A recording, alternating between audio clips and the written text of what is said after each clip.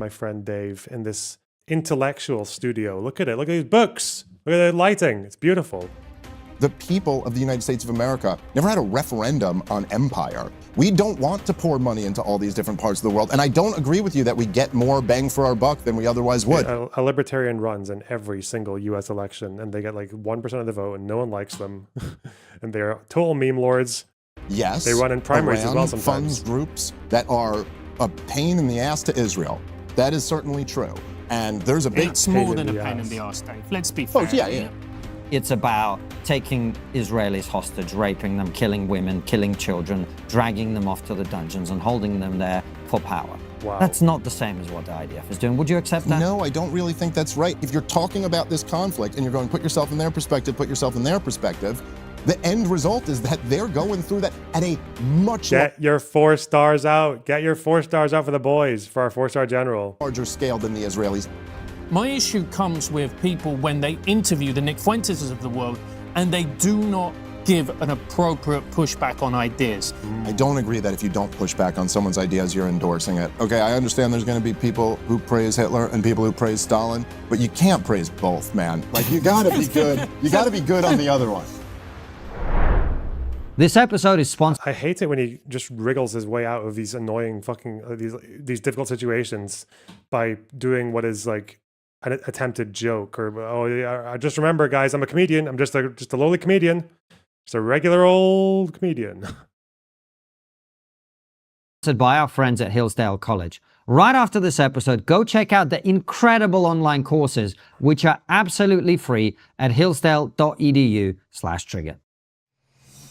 Dave Smith, this has been waiting to happen for a long time. The internet wanted it to happen. You're here. Nice to meet you. Thanks for coming on. Yeah. Thank you guys both for having me. I agree. It's been long anticipated. I'm glad we were able to make it happen. Yeah, and you and I, individually, we've debated stuff before. And one of the things I've always really genuinely enjoyed about it is I think we come at the world from very different directions, but it's always a discussion of the issues. Yeah. And there's not enough of that. A lot of the conversations in our space have become very ad hominem, etc. Yes. That's not why you're here, and that's how we're going to approach it, I think, from our angle. So Speak for yourself.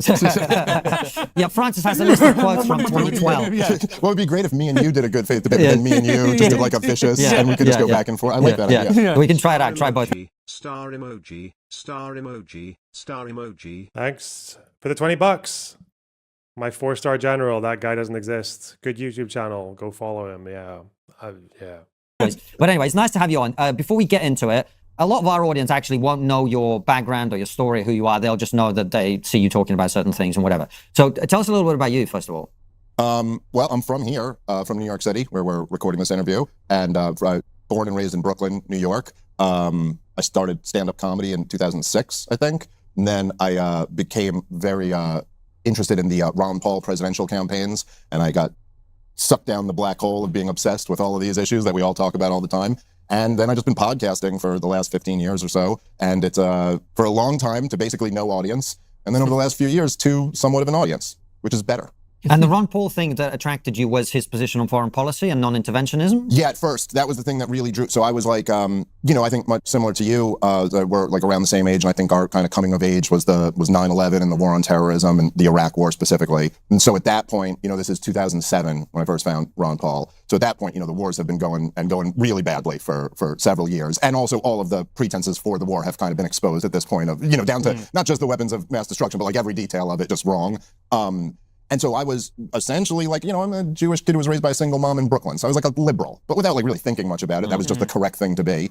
So I had probably kind of like a standard liberal critique of George W. Bush, and I liked the movie Fahrenheit 9/11 or whatever, even though, it turns out that was all wrong. But I was with the spirit of like, we're against George W. Bush. And I remember in 2006 being happy that the Democrats won the Congress back. And I actually, I was really dumb enough to believe them at the time. I was like, well, that's the end of that. They're not going to fund the war anymore. And so that was kind of like a moment of like disillusion, where I was like, oh, for all the stuff that Nancy Pelosi talks, she's going to keep funding George W. Bush's war, even though she has the Pretty sure Obama got grilled by Bill O'Reilly, and he was just like, yeah, we're going to capture and kill bin Laden. Hey, what? Okay. Strings now. So I was kind of a little bit like, I'd woken up to that. And then when I saw Ron Paul in the famous Ron Paul Giuliani moment, I was like, oh, this guy is actually radically more anti-war than any of these Democrats who are kind of squishy on the issue.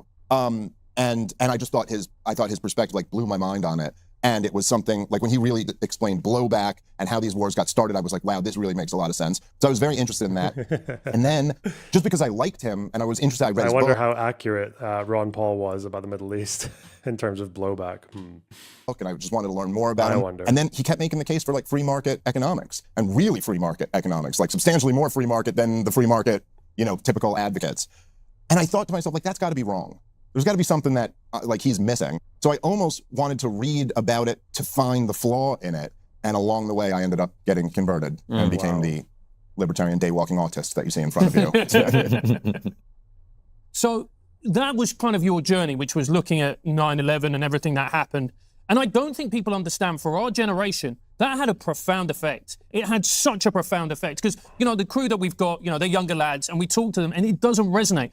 But for us, who grew up, because I'm pretty much the same age, there was before 9/11, there was after 9/11. It literally felt like there was day, then there was night. Yeah, I mean, it's like, and even now, looking back at it, all these years later, it feels like the moment, like in a time traveling movie, like that's the moment that we got to go back and change, because it didn't just change the mentality of the country and the Western world for that matter, but it actually changed the country. Like we live in a different country post 9/11 than we did before 9/11. We did live in a different world. Yeah, no, that's right. And I mean, there's there wasn't a Department of Homeland Security, there wasn't a TSA, there wasn't a war on terrorism, there wasn't this the constant emergency state that we've been living in since 9/11. Even in the immediate aftermath of 9/11, when they passed the Patriot Act, even in the immediate aftermath of 9/11, it was controversial. There were people who were like, whoa, this is really un-American to start saying we don't need a judge to sign off on a warrant before we start surveilling people and all this stuff. And what they put into the Patriot Act, right, was like a sunset provision that, well, this will have to be approved every 6 years or whatever it is, and we'll have to come back and justify that the emergency is still here. But it just gets approved. I mean, I think they changed the name of it 1 year or whatever, but it just keeps getting, essentially my point is we've just accepted that we're in a permanent state of emergency since 9/11 and we govern that way. And I think it was, we probably were ignoring a lot of problems in the 90s, but you kind of can't overstate to young people like you were talking about today, how different the world was back then. It was not so much better in so many ways. But look, there were racial issues, obviously, in America, but the obsession with racialism was just nothing like it is today, pre 9/11. The country was a much freer country. The government was a much smaller government, and there just was a feeling of security, perhaps an illusion of security that was really ripped away from a lot of people. And what happened is that there was obviously 9/11. There was Afghanistan, which you can debate: should we have got involved? Should we not have? Is he just like sitting there fucking reminiscing? First of all, for a lot of these people, crime was also at its peak. Come on. For a lot of these people, they're like, oh yeah, things were so much better. And it's like, it just happens to be when I was in my 20s or when I was a teenager. Things were so much better when I was at the age where you're fucking bouncing around, you're full of testosterone or whatever the fuck. Like you feel like you own the world. You got all this confidence. And then just things got a bit more sobering when I got into my mid to late 20s and my 30s. And, that's definitely reflective of the world and not me. Fuck it. It's so stupid. Yeah, the 90s had their perks. Obviously, America came out of the Cold War on top, unchallenged. People thought we were at the end of history. 9/11 massively proved that wrong. People thought the economy was fucking banging. 2008 kind of put a big dent in that. But at the end of the day, there were problems with the 90s as well, like fucking LA riots. You had crime, violent crime at its absolute peak, like the highest. It's still coming down from that peak. So, .com bubble, that was the whole thing. Princess Diana crash, the Gulf War. I don't know, man. Like, just shit. It's funny because wasn't one of the most popular themes in the 90s, like disillusionment from men. In music and in film, I felt like there was a really common theme, like fucking like Fight Club and shit like that. And in music, it was like the age of fucking grunge or like OK Computer and stuff like that. I don't know. I feel like there were problems. Yeah, depending on where you were, there were lots of problems. There was the fucking Yugoslav wars, fucking Rwanda. Yeah, it was a good time to be in America for a short period. But I mean, come on. Have stayed for so long, all of those questions perfectly valid, but I think what was it like for women in the workplace in the 90s, right? And like entertainment or in anywhere compared to now, what was that like? Do you have any idea how fucking cool and normal it was to be the most sexist pig piece of shit in the 90s? Andrew Tate. God, that was just fucking normal. That was primetime TV. Everyone was Andrew Tate. Fuck. But yeah, obviously airports got more of a pain in the ass. You had to stand in the queue for longer, more security checks. Most sane people say we made a The problem with progress is that people think it's like this. Progress is not like this. People think that over history, because I guess they zoom out too much or whatever, they just think it's like this. But it's not. It's kind of like, if you go back to all the way to the dawn of time, there's lots of, not only do you have kind of like dips and bumps or whatever the fuck, but you also have lots of this as well.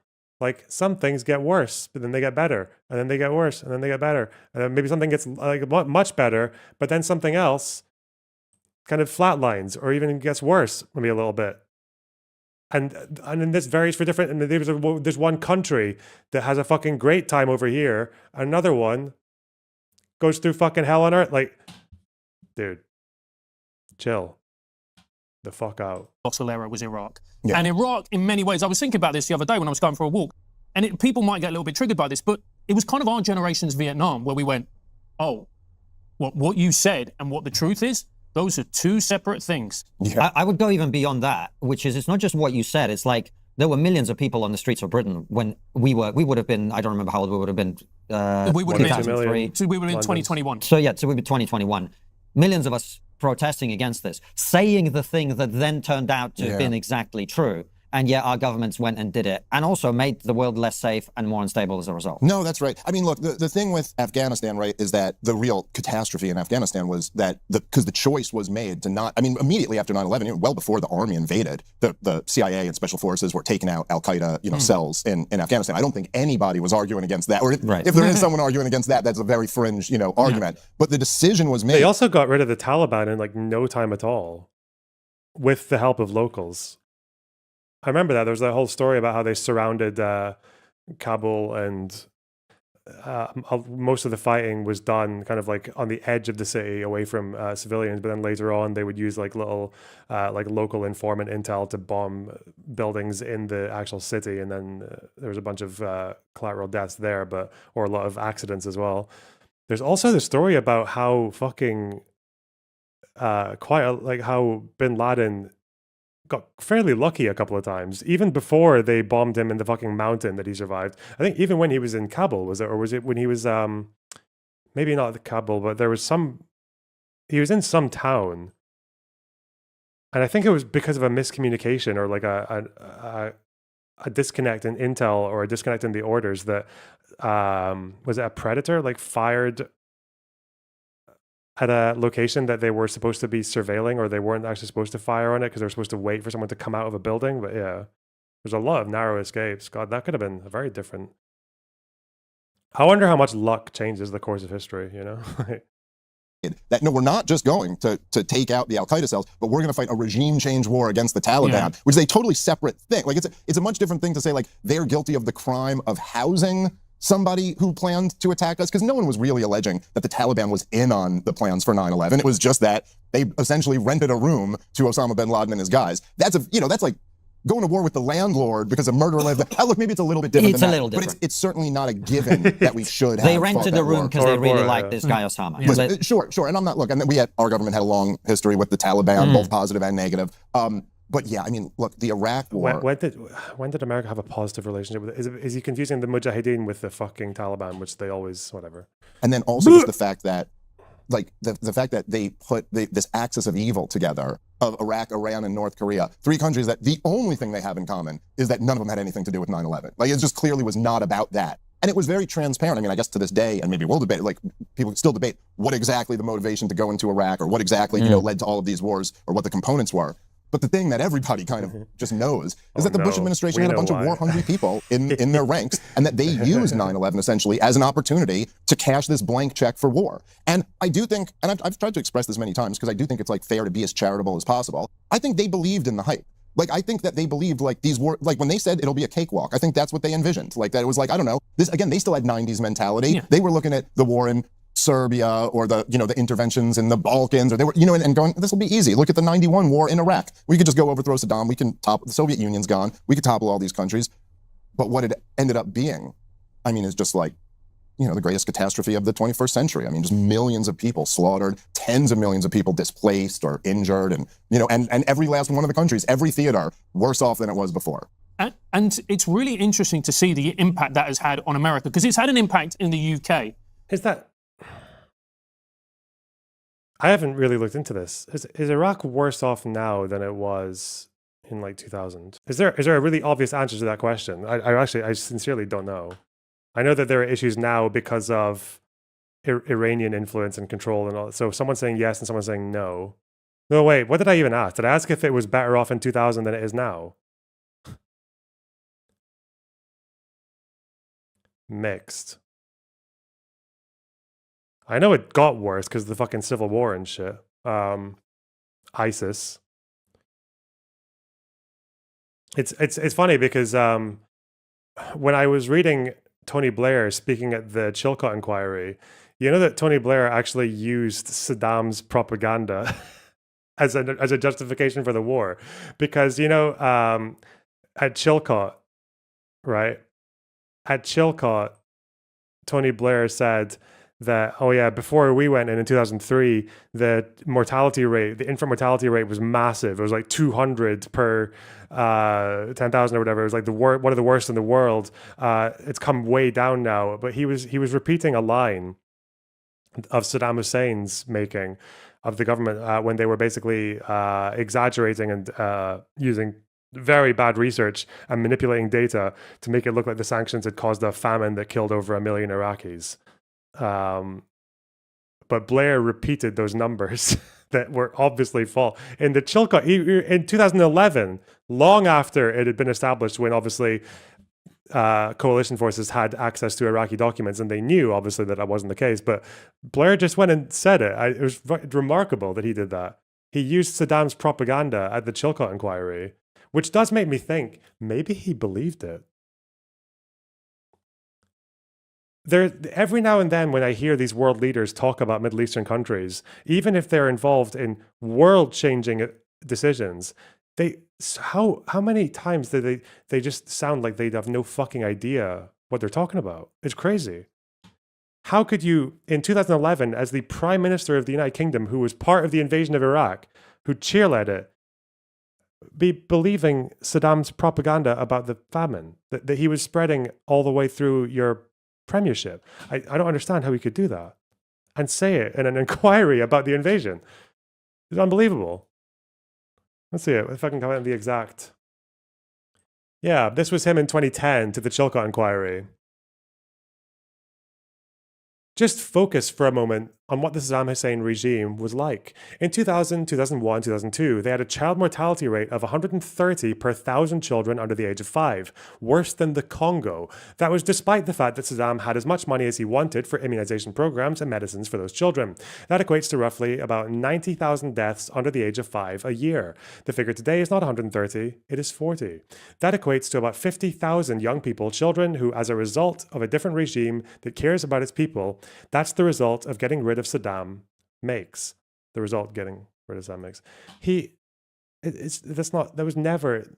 130 was never the case. It was Saddam's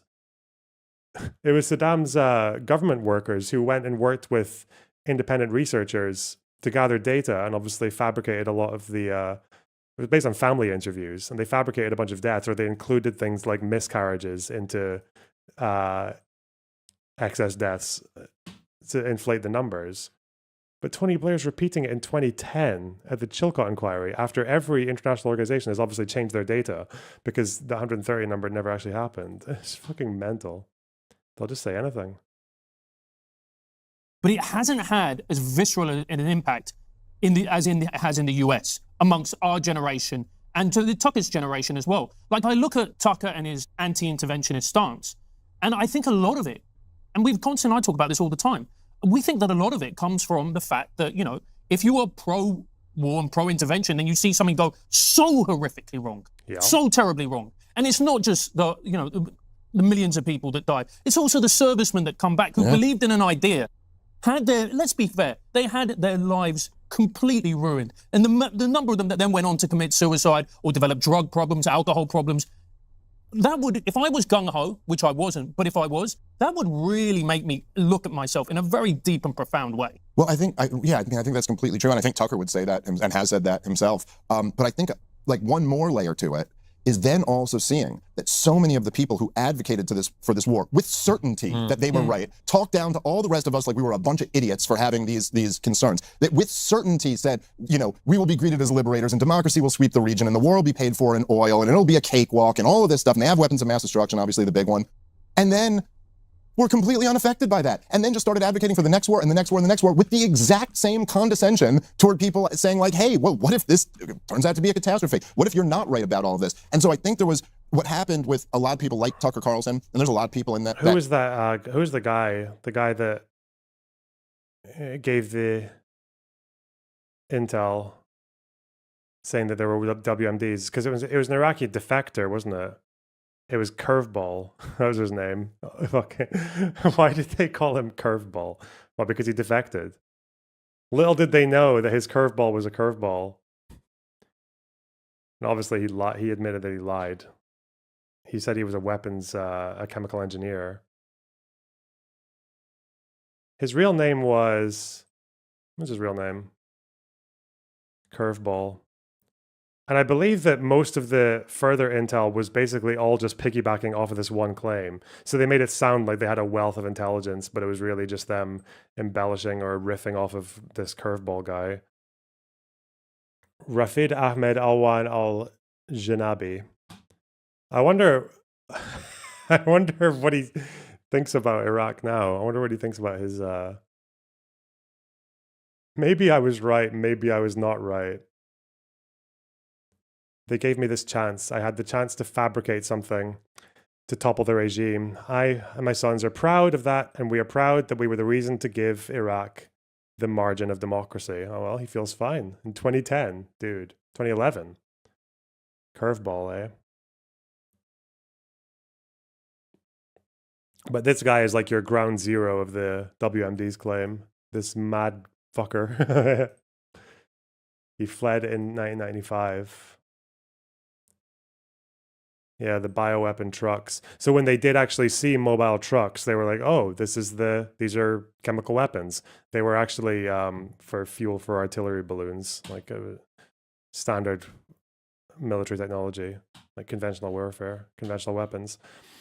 Yeah, what a sad story, man. That one man had so much influence. Camp. I mean, I think like Ann Coulter, I think Laura Ingraham to some degree, kind of like the more paleo-ish wing of essentially a bunch of them were following the neocons' lead when they were in power. And then I think it was that. I think it was not just that the Iraq war was a disaster, but that they kept advocating for more of it afterward. And then they'd be like, whoa, these people really do just want to fight wars endlessly. Like it was almost, I mean, I think I saw Ann Coulter once even say, she thought like the left-wing caricature of neocons that they just always want to fight wars, she thought was the dumbest thing ever when the George W. Bush was in power. And then in the subsequent years, she was like, I really got no response to them anymore. I mean, that does seem to be at every take. Like it's very strange to me. And look, I guess people could accuse me of the equal opposite. Like I'm almost always opposed to the war. Well, I was about to do that. And maybe I can, because we're coming to an era where I think there is a profound disagreement, which is Francis and I both viewed... He's against intervention in World War II by the sounds of it, because he was like steelmanning Mr. fucking Darrell Cooper with his Churchill should have sued for peace. Okay, nice. See, in Britain, the war in Iraq was even worse, because the only reason we went to war in Iraq is we didn't want to ruin our relationship with Big Brother. Right. We little brother, Big Brother wants to get... I don't think that's entirely true. It does seem like Tony Blair and Campbell both really believed in doing it. Obviously, like they both really wanted to do it. It wasn't just because of the American thing. There was this caricature brought up about like Britain being fucking bullied by the United States and Tony Blair just like fucking bending over to George Bush to keep the special relationship going. It wasn't really like that. Like Tony Blair had his own personal he's got his own accountability for that. I don't like that skirting of responsibility. I don't think it's accurate. fight, what are you going to do? That's basically what happened, right? But wasn't it unpopular in Britain? Like, I don't think it ever had majority support. That's what I'm saying. Right, That's what I'm saying. So Tony it was Blair, Tony Blair making the decision. Tony Blair to really go wanted on. to if you read fight, between the yes. lines of what he said at the time, it was basically like, well, if we don't do this, America won't be our friend anymore. Yeah. And by the way, if you're Britain, that's kind of a big deal. Sure. So you know, I don't necessarily think that truth was a fake truth. That was real. Like, that's a real concern. If you're the British Prime Minister, you have to think about what happens if you're no longer America's friend. That doesn't mean killing Sure. hundreds of thousands of people is a good thing. Britain, I think, on the day of the war, on the day of the invasion, the war had 53% support. It was a very, United States had a lot more support for it. That's so crazy because it just, obviously I'm in Scotland, and in Scotland we are kind of like a little bit feisty when it comes to the English. I don't think in Scotland it just felt like everyone was against it. But the fact that it did actually have more support on the day of the invasion. And actually it went up during the beginning of the war. When the troops got into Baghdad, it went up to 66% in the UK. Huh. Mad. Right. But here's what I was going to ask you, because we had It's all the English, man. It's fucking English people dragging down every other country in the UK. They always do it. They do it with Brexit. They did it with Iraq.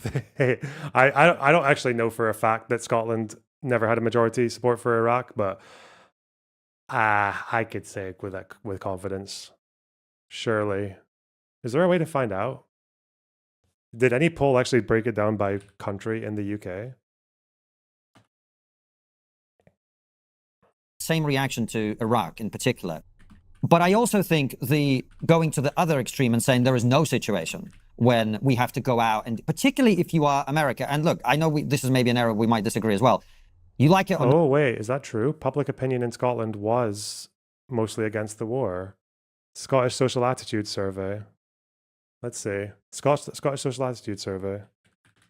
My stomach is doing all kinds of weird shit right now. Scottish Social Attitude Survey. Too much cereals. No, it's soup. Cockaliki. Iraq War. What's this? That's about the Scottish Parliament. I don't know if there actually was a poll. Oh, is the Scottish Parliament that suggested a majority of representatives didn't want to do it. Okay. Interesting.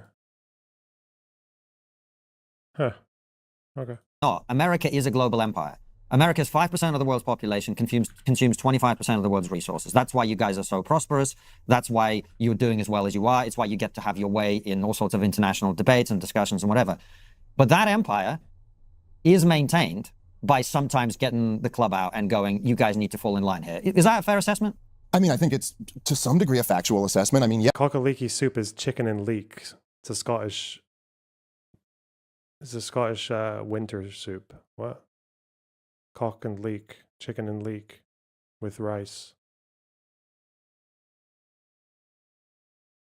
Yes, America is an empire, and in order to be an empire, yeah, there has to be like a threat of violence that you're going to have to use at times. So I don't disagree with that, but I guess I would just say that, like, you know, if we're accepting that as the premise that, like, look, America is this empire, well, then it's like, I do think at a certain point, because I see so many conversations about democracy and the rule of law and all of this. Not that. Well, I'm just saying, but that's my point. I'm Russian. It's like real politics. Well, that's the thing, which I think it almost leads you to accept. Look, the people of the United States of America never had a referendum on empire. We never decided that we wanted to be an empire. And in fact, I could argue that the peace candidate running for president almost always wins. I mean, like, it's almost always a huge advantage. You can go all the way back to the last 100 years. And the Constitution, the law of the land, does not say that we're an empire. We're supposed to be a limited constitutional republic. And you can't be both. You can't be a limited constitutional Remember Carrie. Fuck. republic domestically and a global empire abroad. Why is that? Because a government that is big enough to rule the whole world is also too big to be a limited government. It's too big to be a limited constitutional government. And in fact, it can't be limited. It needs to have emergency powers. It needs to be able to, as you just said, exert force anywhere around the world if someone's not acting the way you want to act. And so to me, that's the whole essence of the game, is that it's like, if we're going to be an empire, we can't be a republic. I see. And so if you want to save the republic, we have to abandon empire. I see. That it's an interesting perspective. I mean, I'm not sure that's necessarily true in terms of the size of government, because you could have a very significant military and foreign service and the apparatus of government for dealing with foreign conflict while leaving your citizens mostly alone. I think that's possible. But you got to tax them to pay for it at the very least. Well, the thing is, this is what I was going to say, is you might need to tax them to pay for it. Was it Dave Smith or is it someone else? It's always these people who have a massively inflated perception of how much government spending goes to military compared to, oh, was it Anna Kasparian? It might have been Kasparian saying that like we'd have more money for social security, but we spend it all on military or some shit. And I'm like, really? You think mandatory funds for social security are outweighed by military spending? Are you fucking mental? Whatever. But think about what you lose when you cease being an empire. This is my point about 5%, 25% of the resources consumed, right? Like, are the American people really prepared for the consequences of not being an empire that dominates the world? Because you got to think, and this is kind of how the world works, and we do know this, America pulls back. That vacuum isn't going to stay there. We'd agree on that, right? Like Russia and China, whoever else can, would fill that void. We see this in Africa, right? America pulled out of Africa. The Chinese, to a lesser extent the Russians, but the Chinese especially, are basically coming in and taking over. Nature abhors a vacuum. So that's always been my argument, and I'm keen to genuinely hear your perspective on this, is like, America, you had Aramati on the show, he called it like, he called it the Death Star. The Death Star. And that was quite funny. There were so many people who were livid in the comments. And But he called the American Empire Yeah. the Death the Star? Death. Okay. It's called trigonometry for a reason. But my point being, right, So triggered. is what the choice you have actually in the real world is between an American-led world or a Chinese-led world or a Russian-led world. And then I go, which of those would I rather live in? Long before 1776, before Washington and Jefferson, there was another generation. Men and women who crossed an ocean to build a new kind of civilization. They faced hunger, war, and wilderness, but they built communities, practiced self-government, and discovered that liberty and virtue had to go hand in hand. Hillsdale College's new free documentary series. So I think, so I do agree, like generally speaking, right, that like something will fill a vacuum. But I don't think the choice is between an America-led world or a China-led world or a Russia-led world. I think what ends up filling those vacuums, like it's not inevitable that it's going to be a hegemon, but it's going to be one. In fact, the unipolar moment, which I think is kind of over at this point. Stop fucking. Why do people say this? Like, fucking multipolarity has been on its way in for the last fucking 30 years. It's not fucking happened. Look at the size of the American military or economy, even compared to China. It's fucking massive. The difference is so big. That's why China, in their attempts to expand their empire, is what? Sailors going across drawing a different line in the South China Sea and hosing fucking Filipinos on their boats. Or going to scramble in fucking Africa and the parts that the European American powers aren't really as involved in. The fuck? Hello. The difference in military spending is, I don't think, actually that big between China and the US right now. Spending? I'm talking about the size, like the comparative military strength or... I mean, what they do whatever. is different. Yeah. What they do is different, yeah, that's for sure. But like in terms of like spending, it's not that big of a difference. Okay, but you can have one military that's massive. If you just look at like spending by GDP, then yeah, you'll probably see like a big difference. But if you then look at it by purchasing power parity and by like obviously them spending it in a way where it's not on the books, where people can't actually see how much they spend on their defense, like it pretty much like almost evens out. I'm trying to find whatever the graph is that shows just like the actual military power between the two countries, because in terms of global military power, America is still way ahead of China. No? Sorry, what? I just zoned out. What did you say? I'm trying to say that America's military power still far outweighs China's. Right? I wouldn't necessarily say that. I think they're like China's a near peer to the US. Like their influence in the world, yeah, like their military, like defense influence, like you don't see China like defending the like Red Sea, obviously. You don't see China doing all of these operations like internationally. But they are beefing up their military considerably. Yeah, but that's what I mean. It's like they're always on their way to making things more multipolar. But I'm mean, saying like, I'm looking here. What is this old or this is from Armed Forces EU? I can't even see. It's saying that Okay. the U.S. military budget is what 900 billion compared to China's 408 billion. Yeah, Is that right? the issue is that, okay, in China they don't need to go through a bunch of bureaucratic hoops to build their military. All right, they just say, okay, we want this. Okay, chief, we'll get it done in like 10 months. All right. In the US, they've been trying to build their fucking naval fleet for fucking years, and it's at threat of like getting cancelled by Congress because it's just taking so much money and so much time to actually build anything because Congress always has to fucking approve everything.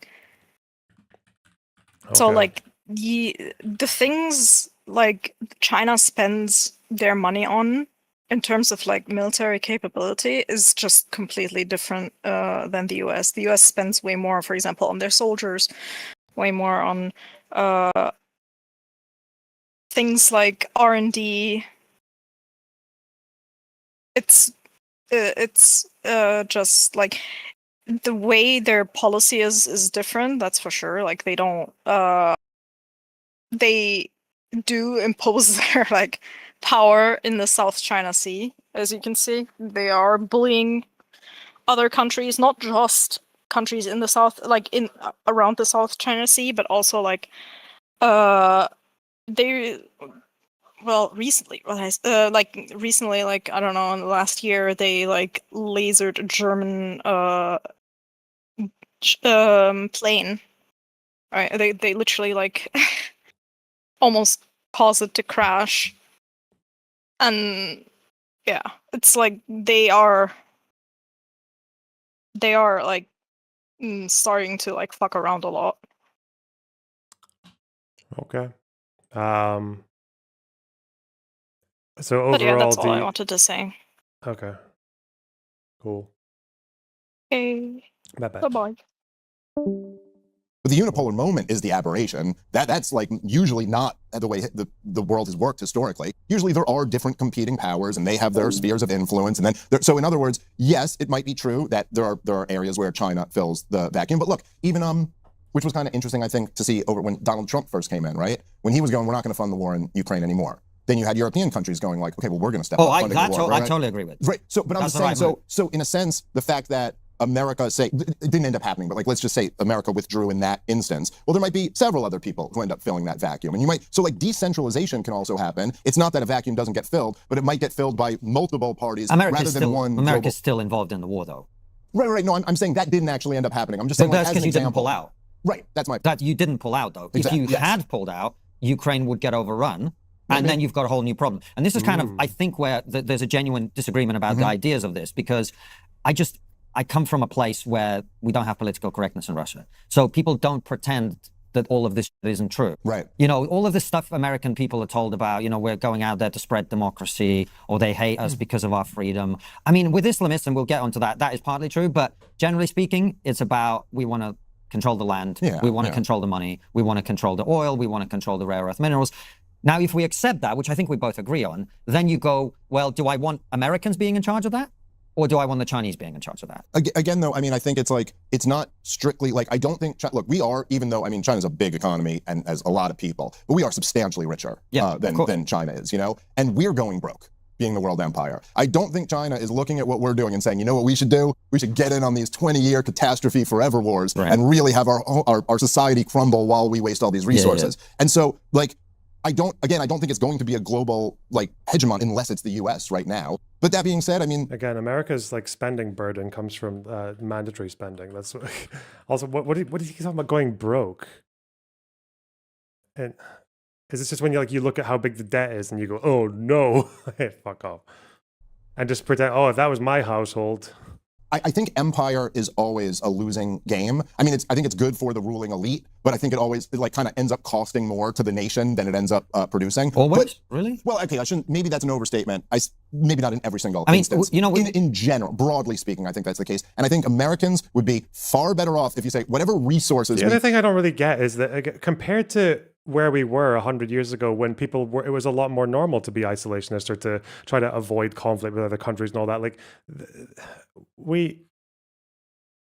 that didn't seem to help. It seems like the efforts that people make to stop threats or to make sure that other rising powers can't just come and fucking steamroll and overtake the rest of the world through conquest. The fact that we don't really allow that to happen anymore is probably a good thing, isn't it? The fact that if a new rising power, say like China, has any notion that they might want to just start spreading their tentacles and becoming the new superpower, then obviously they just can't do it because there are American fucking ships everywhere stopping them from doing what they would probably like to do with regards to the South China Sea or with Philippines or anything else. Get from fighting forever wars. I think we'd be far better off to not need to have an inflationary monetary policy, an income tax, a giant, like this giant burden. I think like if there is one lesson of America, it's that actually free markets and true capitalism is what's going to produce the most wealth in the most sustainable and ethical way. No, that I totally agree with. I'm not sure what you said about empire. I mean, we had one of the greatest historians. I'm not resorting to arguments from authority. I'm just saying. You guys had Darryl Cooper on? A 4-star Dominic historian. Sambrook, part of the Rest is History. I think they've got the biggest history podcast in the world. And he talked about the fact that empires are the natural unit of history. Like if you look throughout history, that tends to be the way that the great powers of the world operate. They're empires, right? So I don't know that it's fair to say that America's problems or any country's problems are about forever wars, because the entire Western world, including countries that weren't involved in the foreign wars, are all making the same mistake. And I think that mistake is not foreign policy, although as we discussed, there's been some pretty fucking big mistakes. It's about entitlements and benefits. And that's true too. I mean, for sure. Yeah. That's where I think actually we've basically got to a situation, and I can't remember whose quote it is, but we talked about this with one of our guests, where the public have worked out that they can vote to get more shit from the government and punish anyone electorally who says we can't give you more free shit. And so in the UK, more people take more out of the benefit system than they put in, 51%. Of the public, right? And I think that's really the death spiral that we're in. Is we can't reduce our spending and we can't reduce our debt and we can't reduce... Is he really going to reduce that to just like greed and entitlement the way he's making it sound? Because again, the problem with spending in basically every country right now, especially every social democracy or whatever, or what had once been the social democracy, is because people are getting older. Because one of the most expensive things in a country is fucking old people. They're such a fucking drain. You want to talk about drains, and it's fucking old people. They are the drain on society. And obviously, if there's more of them and people are staying old for longer, then the drain is exacerbated. I don't think that's necessarily because people are just like, oh yeah, we can vote and like get more free shit. Because it's just making it sound like, because I feel like these guys, the Triggernometry guys, are very much part of this little council of dads theory that, everyone under the age of 35 is spoiled and entitled and haven't lived through a good war and haven't worked the fields and haven't seen enough winters and they haven't been bullied enough in school. So they're just voting for all their shitty disability benefits for their autism or whatever the fuck, living beyond their means, eating crisps, playing video games.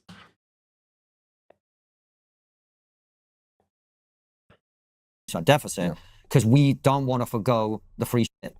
Yeah, well, I think that's right. And I think this is true on a lot of different levels, right? Certainly I know a bit more about America than Europe, but look, I mean, the bottom line for all this is we have a government that's way bigger than what we can afford. Right? It's just much, much bigger than what we can afford. 100%. And so you can't tax enough to get there. So you have to tax your population, then you have to borrow a whole bunch of money, but even that's not enough. So then you got to print the money, right? And these are essentially the three ways government can raise money or can spend money. And so what you have now is that, there are these giant entitlement programs that, it's much more politically advantageous for Donald Trump to say, I'll never cut Social Security or Medicare because he's got to lock up that base of seniors who are Republicans.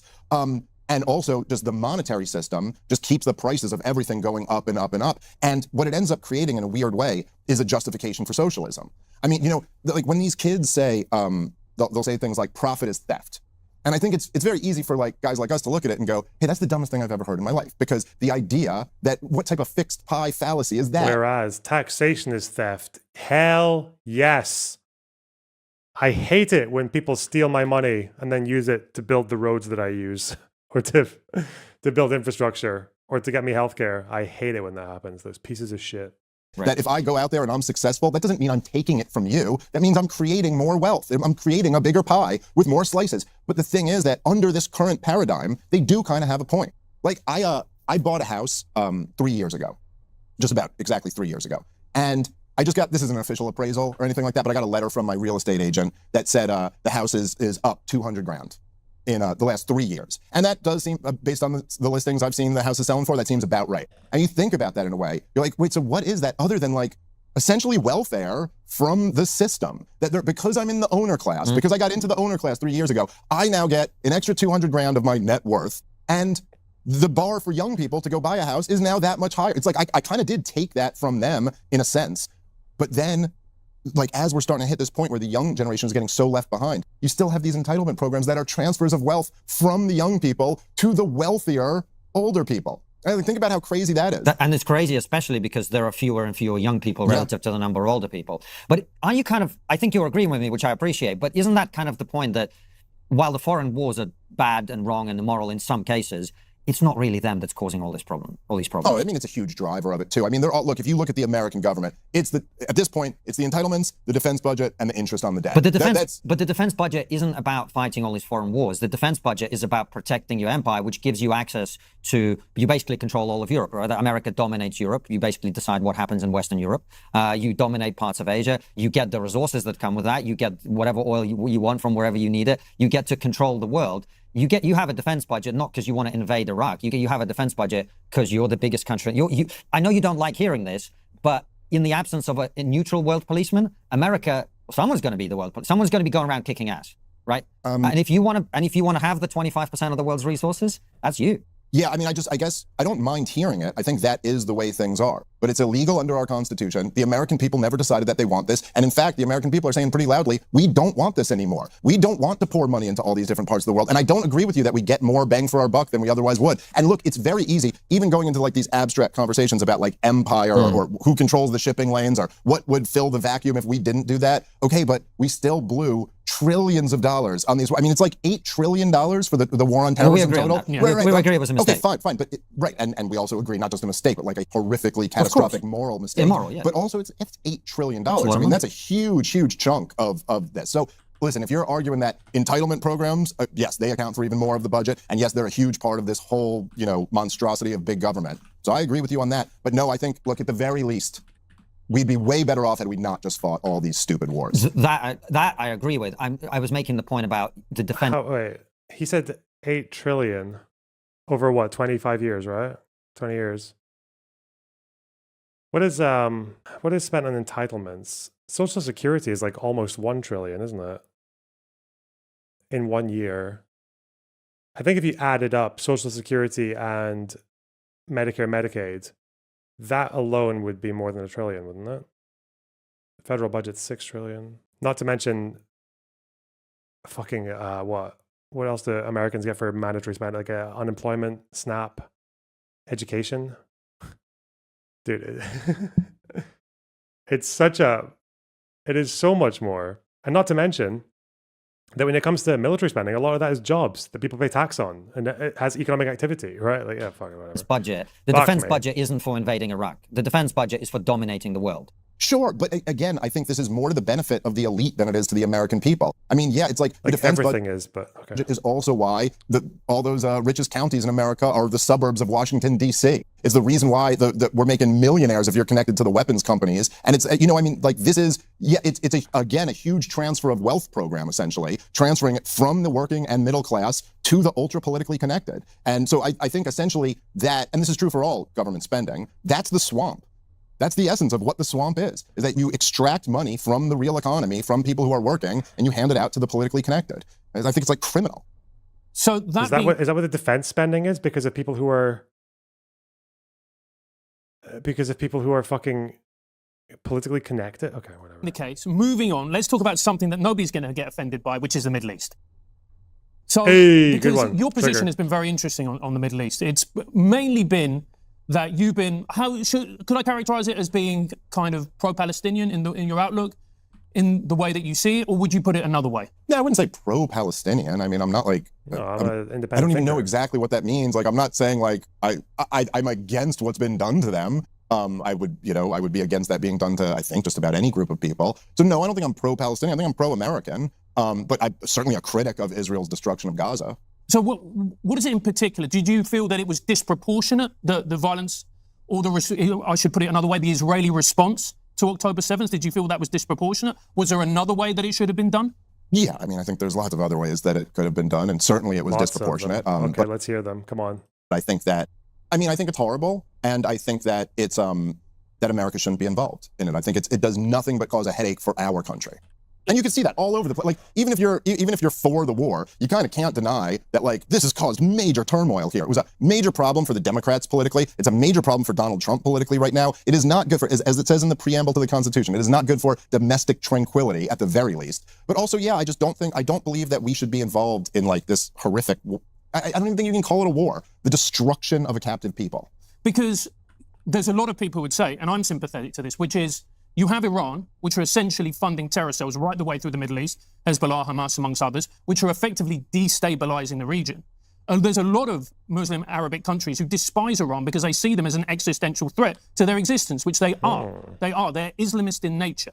So by that, you would argue that unless you deal with the threat of Hamas, unless you deal with the threat of Hezbollah, you are essentially going to have a Middle East which is more unstable, which is going to become a hotbed of terrorism, which eventually is going to impact the safety of nations around the Middle East, but also in the West and in the United States. Yeah, I think there's been a lot of people who are arguing if we don't take this group out or that group out, it's going to lead to instability in the Middle East. And every single time we go to make that move, it leads to more instability in the Middle East. And I flat out reject the idea that the fucking platitudes, man. He's so like, just engage with the fucking question. Come on. Is an existential threat to any of those Sunni states in the region. But Saudi Arabia, who are we talking about? Jordan, Egypt? Like, do they have to be an existential threat? What are you talking about? Iran?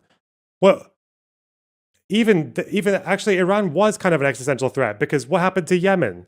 You think the Houthis would have been able to do what they did without Iranian weapons, which they were getting shipped to them before the war started? What the fuck are we talking about? What the fuck happened to Yemen? What's happening to Iraq with the Iranian proxies in there? What happened to fucking Syria, where Assad was getting backed by fucking Iran? What the fuck? What happened to Lebanon? I guess Lebanon's not a Sunni state, so yeah, big deal. Fuck them. Cox. They only have a Sunni prime minister. And are 1/3 Sunni. Dude. Fuck me, this fucking moron. People in those countries. Yeah, I'm sure they're concerned about them. They're very concerned. Yes, of course. There's a Sunni Shiite beef that's been going on for many years. And there's a lot. But the idea that, like, the I'm sure Yemen's concerned about Iranian influence. Lebanon's got great concern. Dude, look at Lebanon right now, man. Look at, even after Hezbollah got the absolute fucking cum rocked out of them by Israel and the fucking pager attack and whatever else. Despite that, you've still got the Lebanese army, even with America helping them, with Israel semi-helping them, I guess, in some way. The Lebanese army are still in a position where where Hezbollah are so fucking influential and so powerful that the Lebanese army are too fucking scared to even name them in their progress reports for dealing with them. They'll name Palestinian groups when they go and disarm them and when they go and fuck them up and confiscate drugs or whatever the fuck else, but they won't do it with Hezbollah. Like, they're scared to fucking name them. But I'm sure they just have concerns, eh? I'm sure Syria just had concerns about Iranian influence. Sock puppet states over there are really threatened by Iran. I just don't think is right. They do feel that. Yeah, okay, fine. But, like, I don't think they're right about that. I don't think Iran is taking over Saudi Arabia. Like, what do you mean existential threat here? They're going to take out one of these countries? Well, unlikely. Take out is. What happened to someone asking what the fuck happened to Yemen with Iranian help? What happened to Yemen? Yemen is literally, the majority of its population lives under Houthi rule. A non-state actor full of terrorists that steal fucking aid and kidnap UN workers. I mean, countries don't tend to take each other out, but go to war. They're fighting over interest. Like, they are a threat. They're fighting over interest. I think that's more correct. But I also think that there's an interesting thing where when you go, like, all the like Shiite terrorist groups, or I guess Hamas is whatever. But if you're talking about Hezbollah, Hamas, the Houthis, like the people who Iran has been in business with, and I think of those groups, Hezbollah the most. You know what I mean? Like, there's real direct connections and training and stuff there. It's a little bit different with the Houthis and with Hamas. But again, those weren't the enemies of the American people. You know, when we go back to 9/11, and it's been really fascinating how like the war on terror just like totally shifted over to being this whole other group that has nothing to do with knocking our towers down or attacking the Pentagon or any of that. Our beef was always with the Sunni radicals, and the Sunni radicals are actually at war with a lot of those groups that you're talking about. So we've weirdly also done this thing now where we've... Well, what are you calling, again, because Saudi did produce a lot of that Sunni radicalism, but then they also clamped down on it quite very, very aggressively, probably in a way that most countries wouldn't even approve of. What, really? You think like the Al-Qaeda are still running Saudi Arabia? Like what do you mean those Sunni radicals are fighting against what? No, Al-Qaeda are not like the states of Saudi, like they're fucked up in their own way. Emirates, Saudi, Jordan, whatever the fuck. You know, their leadership's got their own problems, but it's not that they're the same people behind 9/11. The fuck? Picked sides, which I would say, I think has a lot Remember, what happened to bin Laden? Yeah, he was Saudi, but didn't Saudi make him stateless? like, fuck. do with security concerns for Israel than it does for the United States of America. But now we're on the side of Al-Qaeda in Syria. We're on the side of Al-Qaeda. We're not on the side of Al-Qaeda in Syria, you fucking freak. God damn, I hate these people. These are the first people as well who will criticize Americans for, rightly so, for just labeling all these like Arab group, Middle Eastern Muslim groups as fucking terrorists on the spot or whatever, even for things that they did 10 or 15 years ago. Jelani has not been Al-Qaeda for fucking years. He's fought against them for longer the last 10 years than he's been on their side. What are we talking about here? And I was for Al-Qaeda. Fuck me, man. It's so disgusting. Really, that's Al-Qaeda behavior, isn't it? Let's say he is, and okay, then he's easily the most reformed, idiosyncratic, fucking hipster Al-Qaeda guy you could ever come across. Like, yeah, I'm Al-Qaeda, except I'm not at war with the West. I would like to engage in trade with the West. I don't want a war with Israel. I don't want a war with America. I don't even really want to engage in warfare outside of my borders. I want to get Iranian influence out of my country. I want to fight with ISIS. I want to get rid of ISIS and Al-Qaeda people from my group. I fought with Al-Qaeda and ISIS for fucking 6 years, but I'm I'm Al-Qaeda guy. Just one of those ones. I'm one of those really unique fucking thinking out of the box Al-Qaeda guys who does nothing Al-Qaeda like. And this fucking, wow. I'm the DEI Al-Qaeda guy who's talking about protecting minorities and representing women and shit. Fuck me. And meanwhile, Dave Smith here, critical of the neocons, neocon hater. It's just out here like, but excuse me, I'll see you all those references to your actions and remind you that you did in fact once look like this man. Look at that beard! No beard! What's that in your head? They don't look very... Fuck's sake, I hate this. Fucking why? What is this weird fucking intersection of... Hello guys, my name is Dave Smith. I am anti-war. I also voted for Donald Trump. Makes sense, right? It does in clown world, clown face emoji. Based. Thanks for the $10. What is this fucking intersection of Russia gimps, of libertarians, of Trumpoids, of democratic socialists, of left-wing, let's ask some serious questions about 9/11 people, like Anna Kasparian and TYT, Marxist-Leninists. What is it with all these people and just deciding that every fucking value that they hold about shitting on people who, what'd you call it? About shitting on people who brand Arabs as terrorists arbitrarily and just throwing it all the way out the fucking window.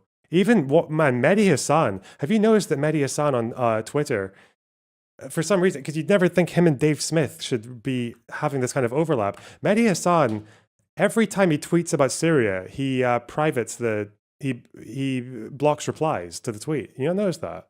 Every time he tweets about Syria, he turns off replies. Why? And it's because every fucking time, and he's like a intelligent person, so he'll at least say something like, I'm happy that Assad's gone, but isn't it interesting that this Al-Qaeda person is hanging out with the United States? Oh, okay. I guess once a terrorist, always a terrorist. Okay, right? He's got the same energy as the people who blast him with videos of him from 10 years ago talking about how Muslims are better than everyone else. Like, why? What? How can you not be? Where's the fucking thought? What? Mad. It's which isn't even to mention, like, again, it's one of those things. There are obviously issues that people can have with Mr. Al-Shara, obviously. He does have a difficult job, but there are definitely things he can be doing better. He is still an Islamist of some sorts, but this constant fucking, like, once Al-Qaeda connected, always Al-Qaeda, it was so weird. So fucking weird. Mental. He was executing personally. No. Yeah, and Arafat was a fucking murderer as well. Arafat, like, literally was the head of the PLO when they were sending people into Israel to go and find some fucking civilians on a bus, get them together and round them up and shoot them all. But but the only people who would say, why would you negotiate with this terrorist over statehood, was right-wingers. People like Netanyahu. But why? I don't know where this intersection is where you've got people talking like Netanyahu about fucking... Even with people like Dave Smith or Mehdi Hassan or Kalinske or Kasparian, like, why?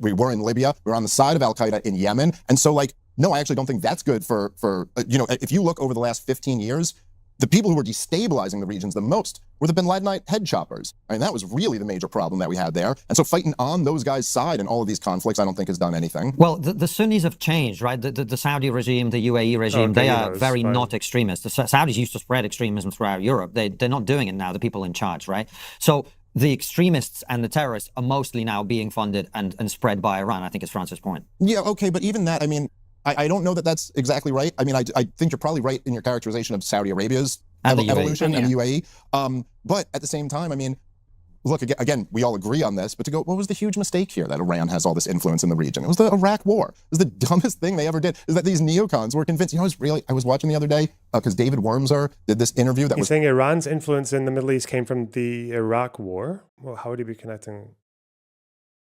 Okay, all right. Kind of like responding to me, which is just weird and surreal feeling, because it's the weird world that we're all in now. But he's like talking about, he's still arguing. I'm not saying they have nothing to do with each other. It's just like, okay.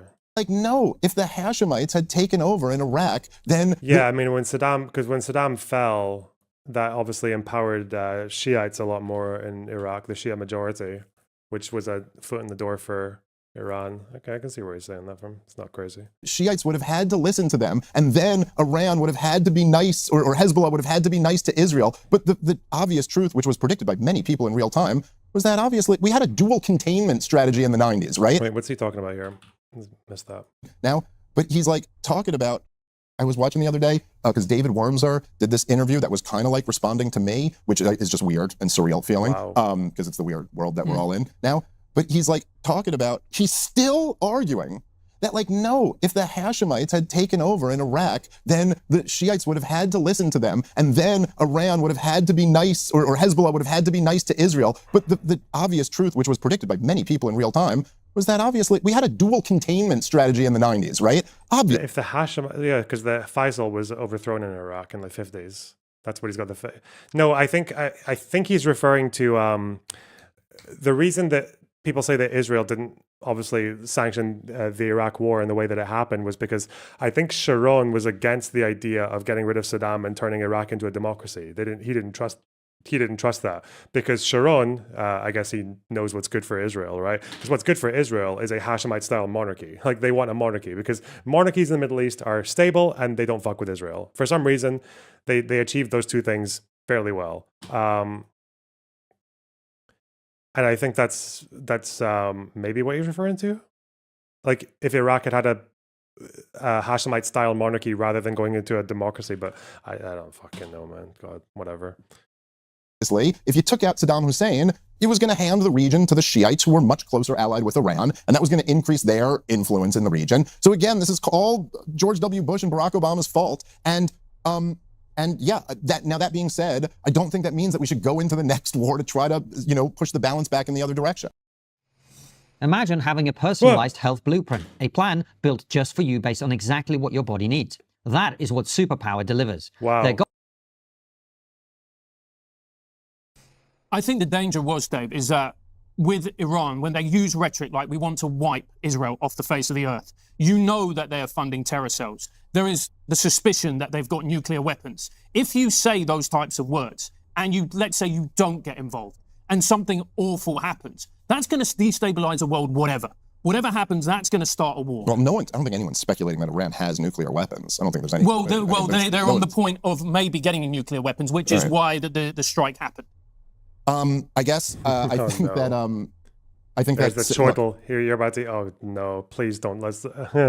Where's he gonna go? I don't know. Let's just let him. Let's just see. That chortle just normally. I'm trying to stop. Blank slate. Go. They chant mean things is not good, but that's also. Holy fuck. Okay, they chant mean things. Yeah, that's the. I can't really think of anything else they do. Not a justification for a war, or it's nowhere even approaching a justification for a war. And I do think. But it goes beyond chanting mean things. Okay, really? That is what you brought up. So. Okay, but it does. Yeah, I suppose it does. Why the fuck did you say it in that way, in that trivializing? It's okay. Blank slate. He's going to say something insightful. Look, I think when people look at these things, like in the same way that if you were looking at a trial, you don't just look at what the prosecution says, you look at what the defense says also. Even if it's a really, really bad person, you still look at what the defense says as well. What's the defense then? If you talk... The defense is that we were enriching 60% uranium as a bargaining chip. We were fucking about with nuclear weapon, with the potential of a nuclear weapon as a negotiating tactic. Well, okay, then you're a fucking retard. Like, sorry, it's quite simple, really. When it comes to the whole prospect of preemptive self-defense or whatever the fuck, we have a pretty good standard, which is that you should really try to exhaust all other options and all that shit. But you get a bit more leeway when the threat in question is existential. So I think when someone is saber-rattling with nukes, with the prospect of getting nuclear weapons, then I think they kind of are asking for shit to happen. Because let's say that Iran starts being like, okay, we're enriching 60%. Oh, are we gonna go to 70? What are we doing in all those mountains? You can't see everything in there. Oh wow, the IAEA doesn't have access that they want to get a hold of. They're not getting regular enough access, or they're not getting access to specific areas. Ooh, what's going on in those areas that we're not giving them access to? Hey, do we not? Hey, looks like I'm gonna poker face you a little bit. If you're gonna behave like that with nuclear weapons, and the other side says, all right, well, I guess we're just going to bomb the shit out of them because I'd rather we fucked out. I'd rather we did that and turned out to be wrong than we did nothing and turned out to be wrong and we get nuked. A pretty simple calculation. Like, if you're going to do the threats, you should pay the price for how people respond to those threats, if that's that extreme. To people, I've talked to several Iranians about this, but if you ask around, why do they hate America? Why do they hate America? What do you think the most common answers are? Like what? Because it's very clear. There's two that are really big that come up all the time, and it's not the same reasons why they've been. He's going to say it's the 53 coup. Fuck me, man. Oh God. Or is it 52? He's going to say it's because of Mossadegh. It's normal. Yeah, that's what they do. It's normal for countries to just have fucking 80-year vendettas because they took a side in a fucking coup. Like, yeah, okay. Knights hated us. It's kind of different things. But the two big beefs they have is that we overthrew their government in 1953 and imposed the Shah on them. Go. And the other one is that we backed Saddam Hussein when he did the worst thing he's ever done, which was launch the war, the Iraq-Iran war. He killed 500,000 Iranians and used chemical weapons and all types of horrible things. Yes, they chant mean things about us. We could also look at the rhetoric out of DC and out of Tel Aviv. Not too friendly toward Iran either. You know, we put them on the axis of evil after 9/11, invaded and destroyed the two countries that touched them, right? Iraq and Afghanistan. And they were on the axis. Now, so it's just kind of weird to hear Americans or Brits talk about their rhetoric and what a threat they are to the Western world. It's like, hey, there's been a lot. John McCain was singing bomb, bomb, bomb Iran when he was running for president. Hillary Clinton, you talk about threatening to wipe them off the map. What were her exact words, if you remember? It was something, when she had to overcome. This is also why Vietnam and Japan are forever locked into an eternal war of revenge against the United States. That's why that's happening. Oh wait, they're not doing that, are they? They actually... Oh yeah, interesting. This is why Israel and Germany are never going to get along. Oh wait, they actually kind of really like each other now. Fuck me. Compensate being like a woman running for president. Actually, I forget her exact words, but it was something we will totally eradicate, totally decimate Iran, or all of these things. Well, the question was, if Iran were to launch a nuclear attack on Israel, what would our response be? And I want the Iranians to know that if I'm the president, we will attack Iran. Whatever stage of development they might be in their nuclear weapons program in the next 10 years, during which they might foolishly consider launching an attack on Israel, we would be able to totally obliterate them. That's a terrible thing to say, but those people who run Iran need to understand that, because that perhaps will deter them from doing something that would be reckless, foolish, and tragic. And we actually have the might to do it. And we've attacked. Wow. Stick as Norsk. Thanks for those 500 kroner. I appreciate that. Wow. Amazing. I have no idea what that's worth, but thank you so much. So kind of you. Wow. Hillary is a bit unhinged. Yeah, she was very straight to the point when it came to military fucking language. Damn. That's the real fear. You know what people are like talking about, how all these groups like Hamas and all this shit, or Russia, they were just terrified of fucking Trump. And that's why they chilled. No, Lauren, you are not blocked from chat. It's just that chat does things sometimes. Hello. Yeah, no, they fear Hillary Clinton. Putin and any mad dictator in the world who's got a bone to pick with the United States fears the fuck out of Hillary Clinton. Our femme fatale. Them. They haven't attacked us. So again, I would just say that zooming out to the bigger picture, yes, Iran funds groups that are a pain in the ass to Israel. That is certainly true. And there's a big more than in the ass. Let's go. pain in the ass, Dave. Let's be fair. yeah. Yeah, Obviously, I just said that so I could get away with downplaying for as long as possible to suit my agenda. But when you call it out, I'll just say, oh yeah, of course, obviously, obviously, I know that. What? So why did you say it then, you fucking prick? What? Obviously, yes. Yeah, but October the 7th is more than a pain in the ass. Okay, fine. But I'm saying Iran has historically funded Hamas, Hezbollah, the Houthis. They've sold arms, and it's like, okay, but like, actually, Iran is zero threat to the United States of America. They do not have nuclear weapons. They do not have the capability to hit America if they did have those nuclear weapons. And the idea of launching a war of choice, a war of aggression, because you say they chant mean things, and what if we didn't do anything and then something bad happens? I just think you're nowhere near the realm of like a just war. No, what was America's contribution though? It was they just did a fucking 1B2 bombing run, knocked the fucking cock out of their targets, and then just went home. Like, okay.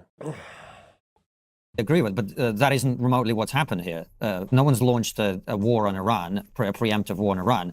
What Israel and the U.S. just did. They call it the 12-day war. So, it should be considered a 12-day war. It shouldn't be considered, because some people try to argue that Israel wasn't doing a preemptive strike because Iran already funds proxies, but that's not usually how that goes. Normally, if you're going to actually go to war and start bombing the shit out of a country, it's not just because they send weapons over to your enemies. Like that's not usually... Like if Russia started trying to bomb the United States, it was specifically because of the nuclear threat. Like that's why they went to... That's why they went to Iran. What about Venezuela, Dave? Is that preemptive? I don't know. Dave just fell for it, didn't he? The simultaneous, the shape-shifting isolationist hawk Donald Trump, who gets to yap about anti-war all the time if it's defining his anti-war position in opposition to the Democrats, but also look how fucking strong I am and how much I don't fuck around, and how every time there's a new American weapon, I will be the first one to use it. I'll be the first one to use the fucking mother of all bombs. I'll be the one using the fucking mops on Iran. But also, no war. happened is, and this is, I think it's useful to come back to October 7th. October 7th happened, and then it became... He told Egypt to bomb the fucking dam that Ethiopia was building on the Blue Nile. He told Egypt to go and bomb the dam. And then took credit for it not becoming a war afterwards.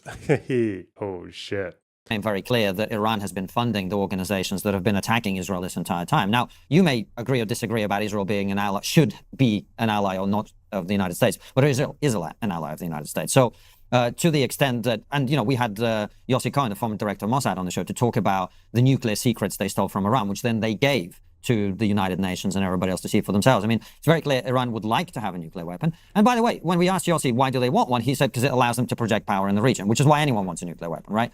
I think also the deterrent. You know, I mean, like, and it's not even clear to me that they wanted a nuclear weapon. And forgive me, I'm not taking Mossad's word for it that they do. It seems it's not taking their word; it's the documents they stole. Well, sure, but they were very clearly I mean. So after 9/11, right, Bush puts the axis of evil of Iraq, Iran, and North Korea. Okay, so North Korea. How can you say Trump is pro-war compared to Biden, Obama, and Clinton? I mean, Biden was the one who brought who all but ended the drone war, which was still raging when Trump was there. What escalations did Biden take part in? He supported Ukraine. Trump is still arming Ukraine to a degree. His contribution to Hezbollah was to put a bunch of fucking ships in the sea and be like, listen, don't escalate. Don't join in on October 7th. Don't cross the Israeli border. Fuck you. They didn't do it. He pulled out of Afghanistan. I don't know. Places to get a nuke.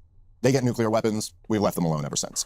Saddam Hussein in 2002 tells the UN, I'll allow inspections regimes to come in, kind of waving the white flag, where the Gaddafi later does the same thing. We'll get rid of our chemical weapons program, we'll get rid of our nuclear program, all of this. We go in and topple both of those guys, and they get killed publicly. Iran goes the middle, you know? So like North Korea developed nuclear weapons, those other countries got rid of all their weapons. Iran went, hey, we're going to hang out here. We're going to let the world know that we've mastered the fuel cycle. We can break out and get a weapon if we want to, but we're not doing that yet. A kind of standoff of like, don't attack us because we could make a nuke, but, you know, we don't want to make it. But, you know, this kind of this vague game. But it's a latent deterrent. That's the idea here. It's not really that. It's not a deterrent, though. It's basically saying you need to treat us like you don't know what we're going to do when it comes to nuclear weapons. Like we are going to be ambiguous with an existential threat. The Ayatollah said this when they were negotiating the JCPOA as well. He was very clear that he wanted these restrictions to be temporary, that he wanted them to be, to run out of time quite quickly so that they could still go back to basically having like non-proliferation treaty status where that would give them the capacity to start developing again. He was very clear with that. And as soon as they joined the JCPOA, he starts fucking testing ballistic missiles and openly saying that they're going to have the range to go and hit Israel. Like, fuck me. Vague. Then they can negotiate from there. And that's where they were sitting down to negotiate, like what level of enriched uranium they would be at. So essentially, I guess the point is that it's hard to then look at them and go, this is very suspicious that you haven't gotten rid of your entire nuclear program. It's like, well, the last guys who got rid of their nuclear program ended up sodomized to death in front of an angry crowd of people, and the country that got nukes gets left alone. I totally agree with that, which is one of the reasons I actually believe that if the US and Europe doesn't help Ukraine have a peaceful solution that works, you're going to have loads of other countries pursuing nuclear weapons. Because if no one else is going to protect you, you might as well get a nuke. Like if Ukraine had nukes, you wouldn't have been invaded, right? Yeah, so not. This is why one of my concerns about allowing these things to get out of hand is actually it helps nuclear proliferation. But the point about October 7th, and which is why this is important, is ultimately you and I can agree, and Francis I'm sure does too, the war in Iraq was a mistake. Lots of mistakes have been made on foreign policy. The question is, what do you do when you are in the situation when October 7th has happened? Right. And this is we've had people who have different perspectives on this conflict, as you know. Bassem Youssef was one of them.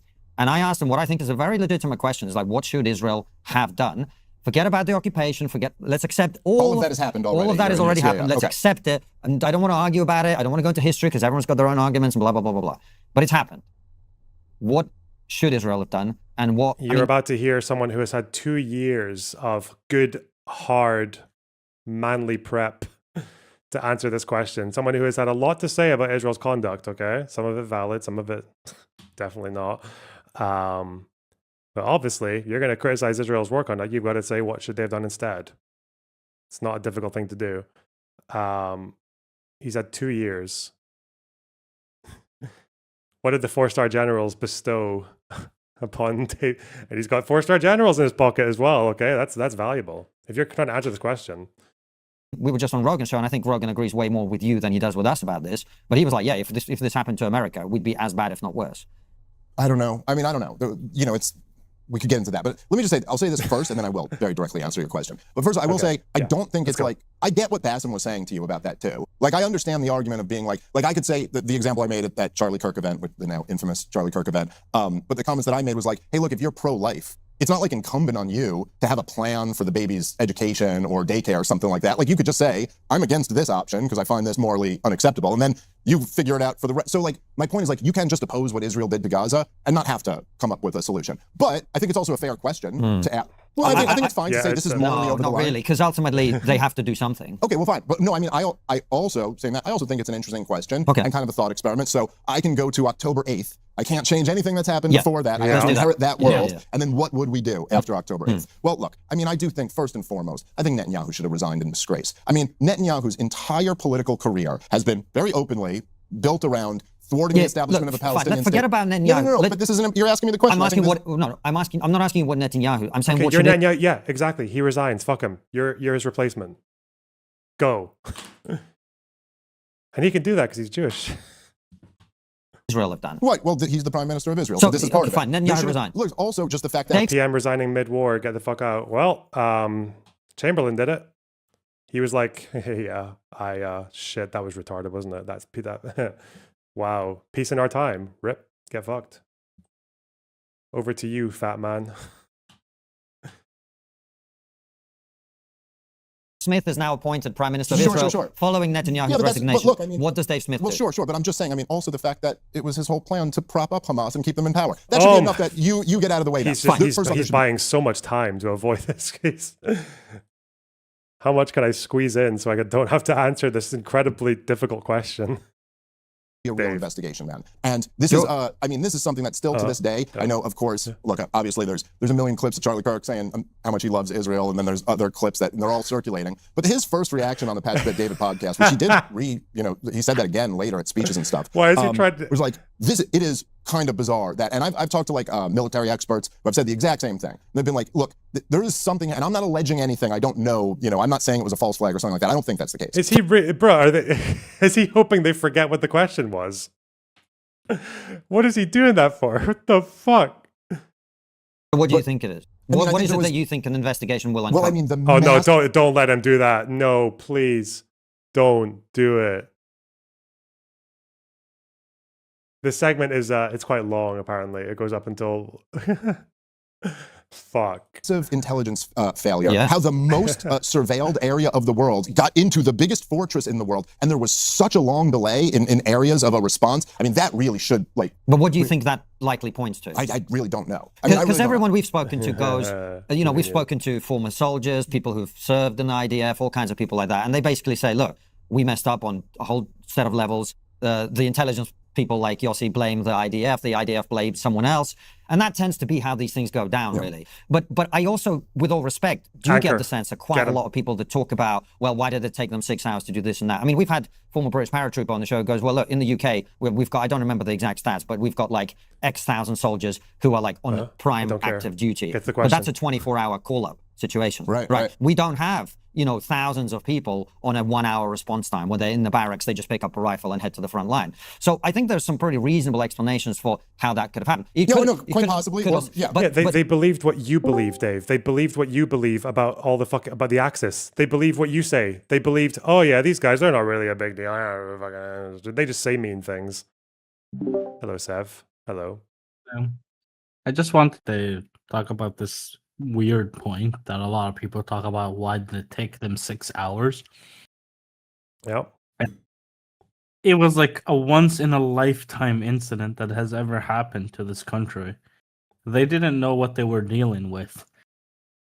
Like, it's so understandable why they took that long, because you wouldn't want to send. They obviously also didn't take that long. They took that long to drive them back. It took them that long to respond. There was responses where, according to the IDF, like some losses were occurred like early on, but like it took them 6 hours to drive them back, or like an entire day to completely get them out of the Israel. But they did respond immediately, and also 6 hours for an actual full-scale response makes sense considering this has never happened to Israelis before or Israel before. Where Yeah, I mean, it makes me.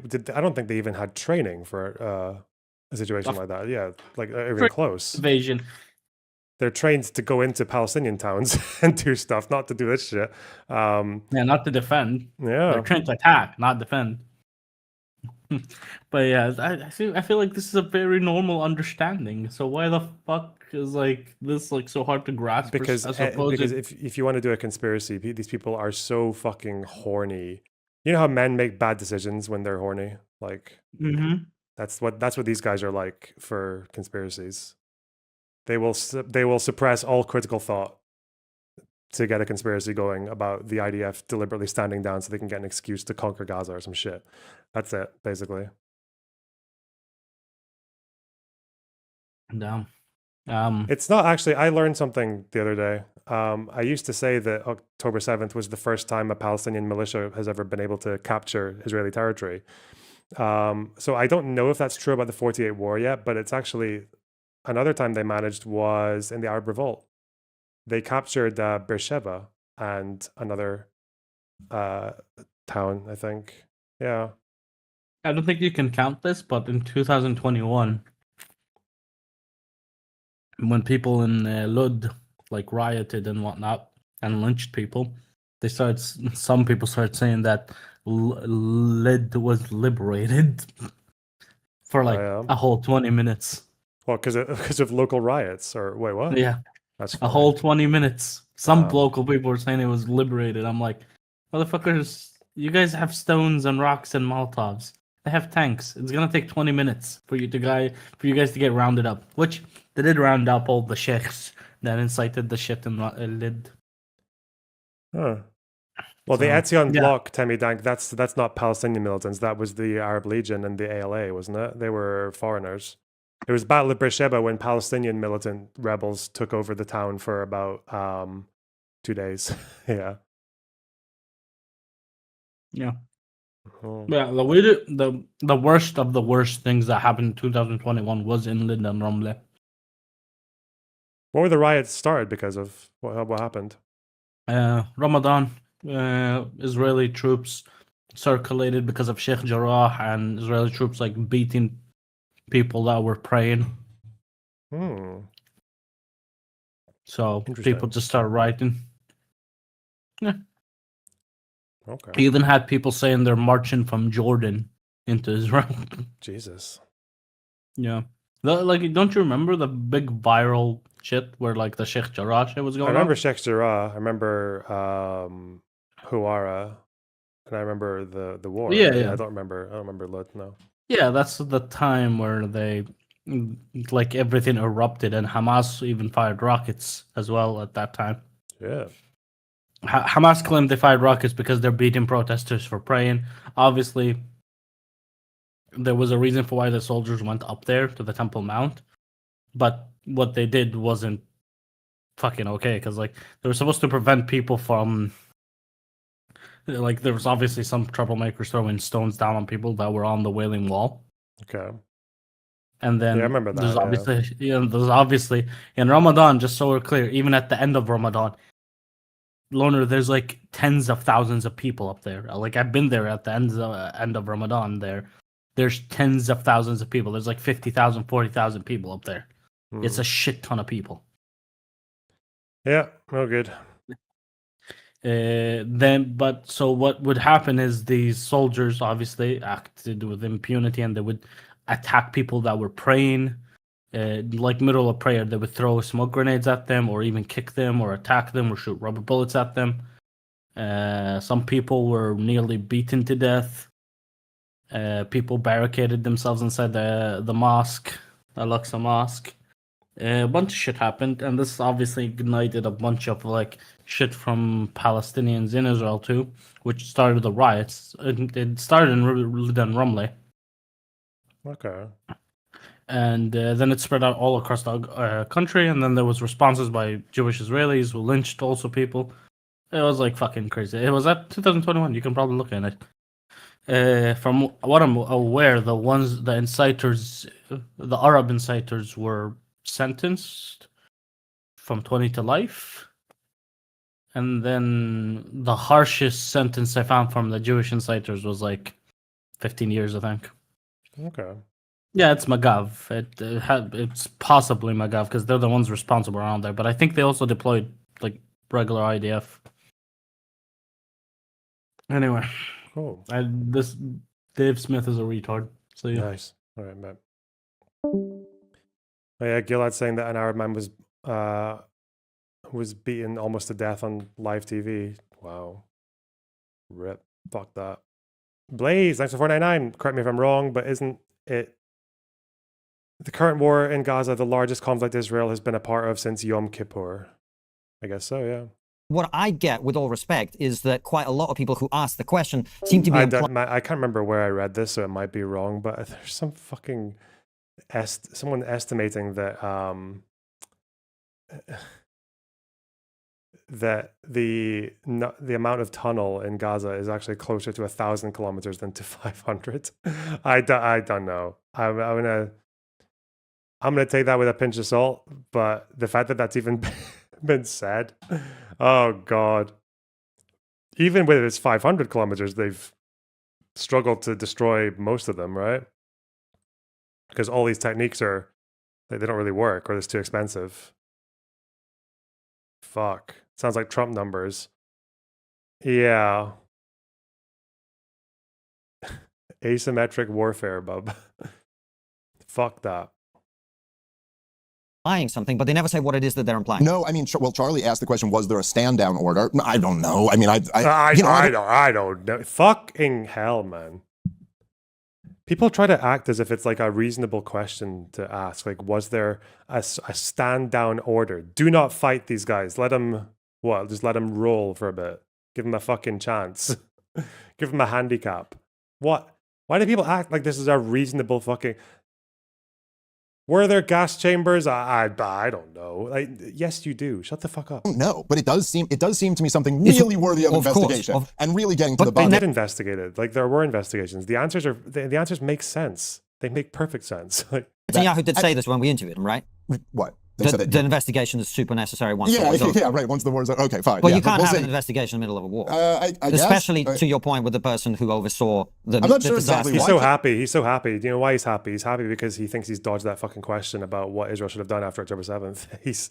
He is absolute fucking glee from now on. You have an investigation while they're bombing Gaza. Because the bombs have to stop dropping before we can look into that. Because they're running a war effort. Imagine being investigated while you're trying to manage a war. That doesn't work. Right? I guess. I don't exactly understand it. But maybe, do you not? Well, I don't know. No, I mean, I think imagine you run a podcast, which is a lot easier than running a war, right?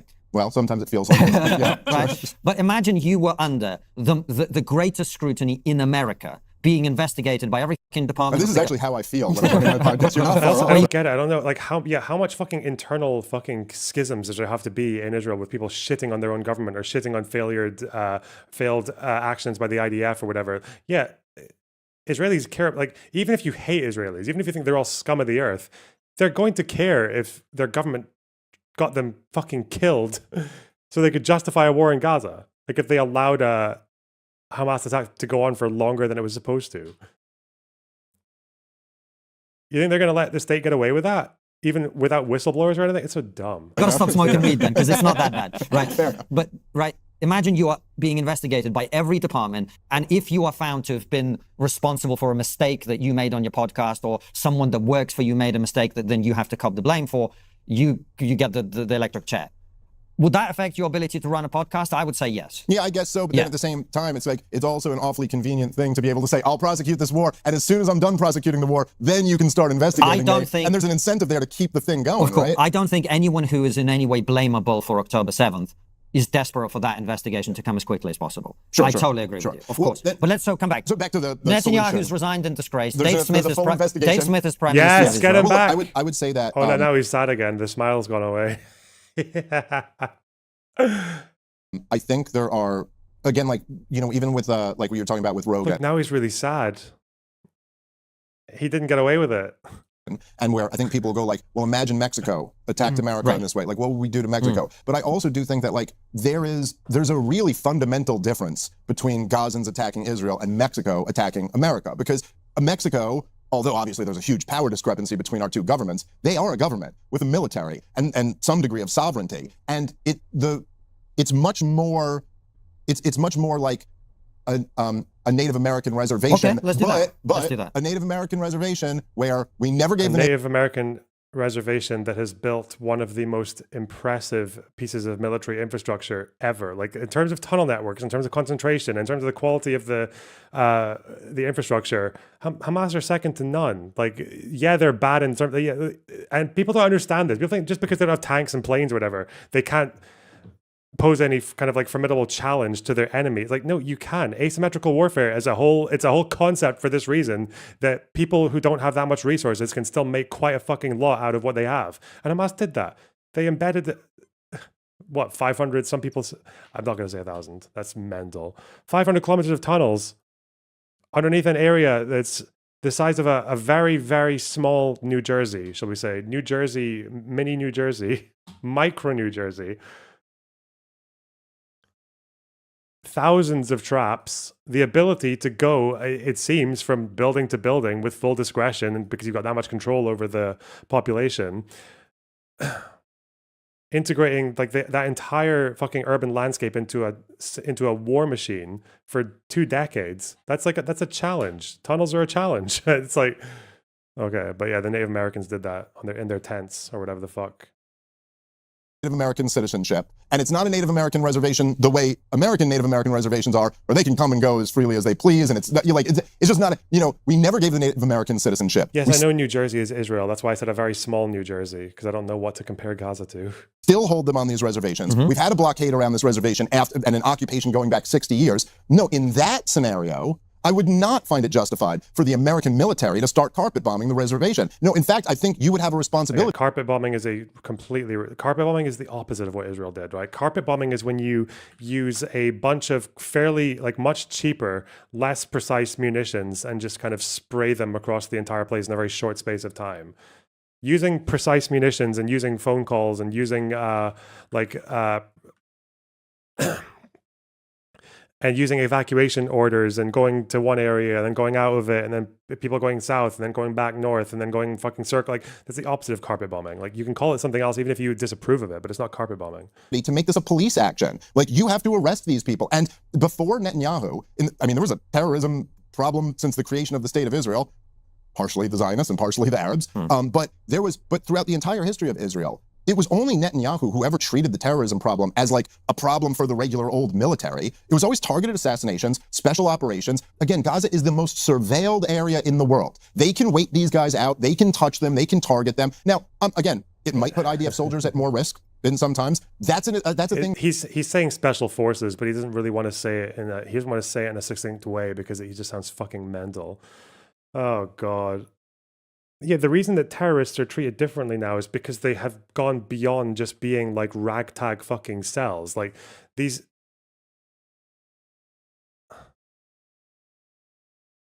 groups are different. They're so different. Police action. Wait, did he say that? Action. Like, you 60 years. No, in that scenario, like, it's just not, we never gave the Native American citizenship. We still hold them on these reservations. We've had a blockade around this reservation and an occupation going back 60 years. No, in that scenario, I would not find it justified for the American military to start carpet bombing the reservation. No, in fact, I think you would have a responsibility to make this a police action. Like, you have to arrest these people. And before Netanyahu, there was a terrorism problem since the creation of the state of Israel. Yeah, Fedayeen, like people crossing a border, mostly even unarmed, or some PLO guys crossing the border and trying to hijack a bus. That is not the same as what Hamas does. Hamas are a de facto military with brigades and battalions and commanders and a fucking and training courses and weapon stashes and fucking like an entire urban landscape at their fingertips and tunnels. So man, people need to understand tunnels. It's the Gaza tunnel network. People, I don't know, fuck, man. You know what people talk about World War II with the fucking generals with their dummy army, where they basically built a dummy army of inflatable tanks and soldiers, and then and paratroopers, and diverted like the Germans, and it was all like the tunnels are going to go down in history like next to that, right? or the fucking tanks showing themselves for the first time in the fields in World War One. Like, it's a fucking massive military achievement. It is extraordinary what they've managed to do there. And we don't even seem to have brushed the tip of the iceberg with how effective they are, and definitely how difficult they are to deal with. It's had to be like a learning process while it's been happening. Have they found all the tunnels yet? No. That's what Hamas know this. Hamas have said, yeah, we are not going to give up the maps to our tunnels. We're not going to do it. Like, they know that people would benefit from having a map of their tunnels. There's no way he makes such bad comparisons after 2 years covering this topic. Never underestimate the power of like forced perspective. Once you take a position, if you have a particular media diet, you can easily spend 2 years consuming content about this war and consuming news and reports about this war. And Hamas might even just like barely brush your peripheral vision. Like, they've been so good. It's part of the strategy, right? It's part of the propaganda war, intertwining with their military strategy. They do such a good job at fighting, but not really ever being seen. They're good at avoiding the press. They're good at avoiding, obviously, they're good at making sure that Gazan journalists don't say a fucking word about them. They're good at avoiding any foreign correspondents who are in there, like the BBC have a guy in there and all that shit. They're good at keeping the population fairly quiet and scared and all that shit. They're good at dressing up as civilians. They're good at hiding the hostages. They're good at keeping things discreet. Oh, yeah, I do need help. Saigon, thanks for the 249. I'd benefit from having a map. Nice. All right. Partially the Zionists and partially the Arabs. But throughout the entire history of Israel, it was only Netanyahu who ever treated the terrorism problem as like a problem for the regular old military. That's not true. What did they do with the PLO in Lebanon? You fucking prick. What did they do with what did Jordan do with the PLO in Amman? Where they killed something like fucking, man, I need to look more into that battle. Maybe these casualties actually took place on both sides, but my understanding is that like over 10,000 people died in Amman, like in less than 2 weeks. Like, it was fucking insane. Netanyahu's not the first person to treat terrorists. Even in modern days, like what was the Second Lebanon War? What the fuck? Policing. He's yapping so much, but he basically did just say, call the cops. That's fucking crazy. He said, I don't think I really properly digested just how fucking mad that is. This guy who's been talking about this shit for 2 years, who has 4-star generals in every room of his house telling him things. He said, call the cops, man. He basically said, call the cops. Fucking hell, dude. It was always targeted assassinations, special operations. Again, Gaza is the most surveilled area in the world. They can wait. Precision target, special forces, precision target. Dude. Just send fucking Doron in there. Just launch him in and hope his massive baldy head smacks Mohammed Sinwar.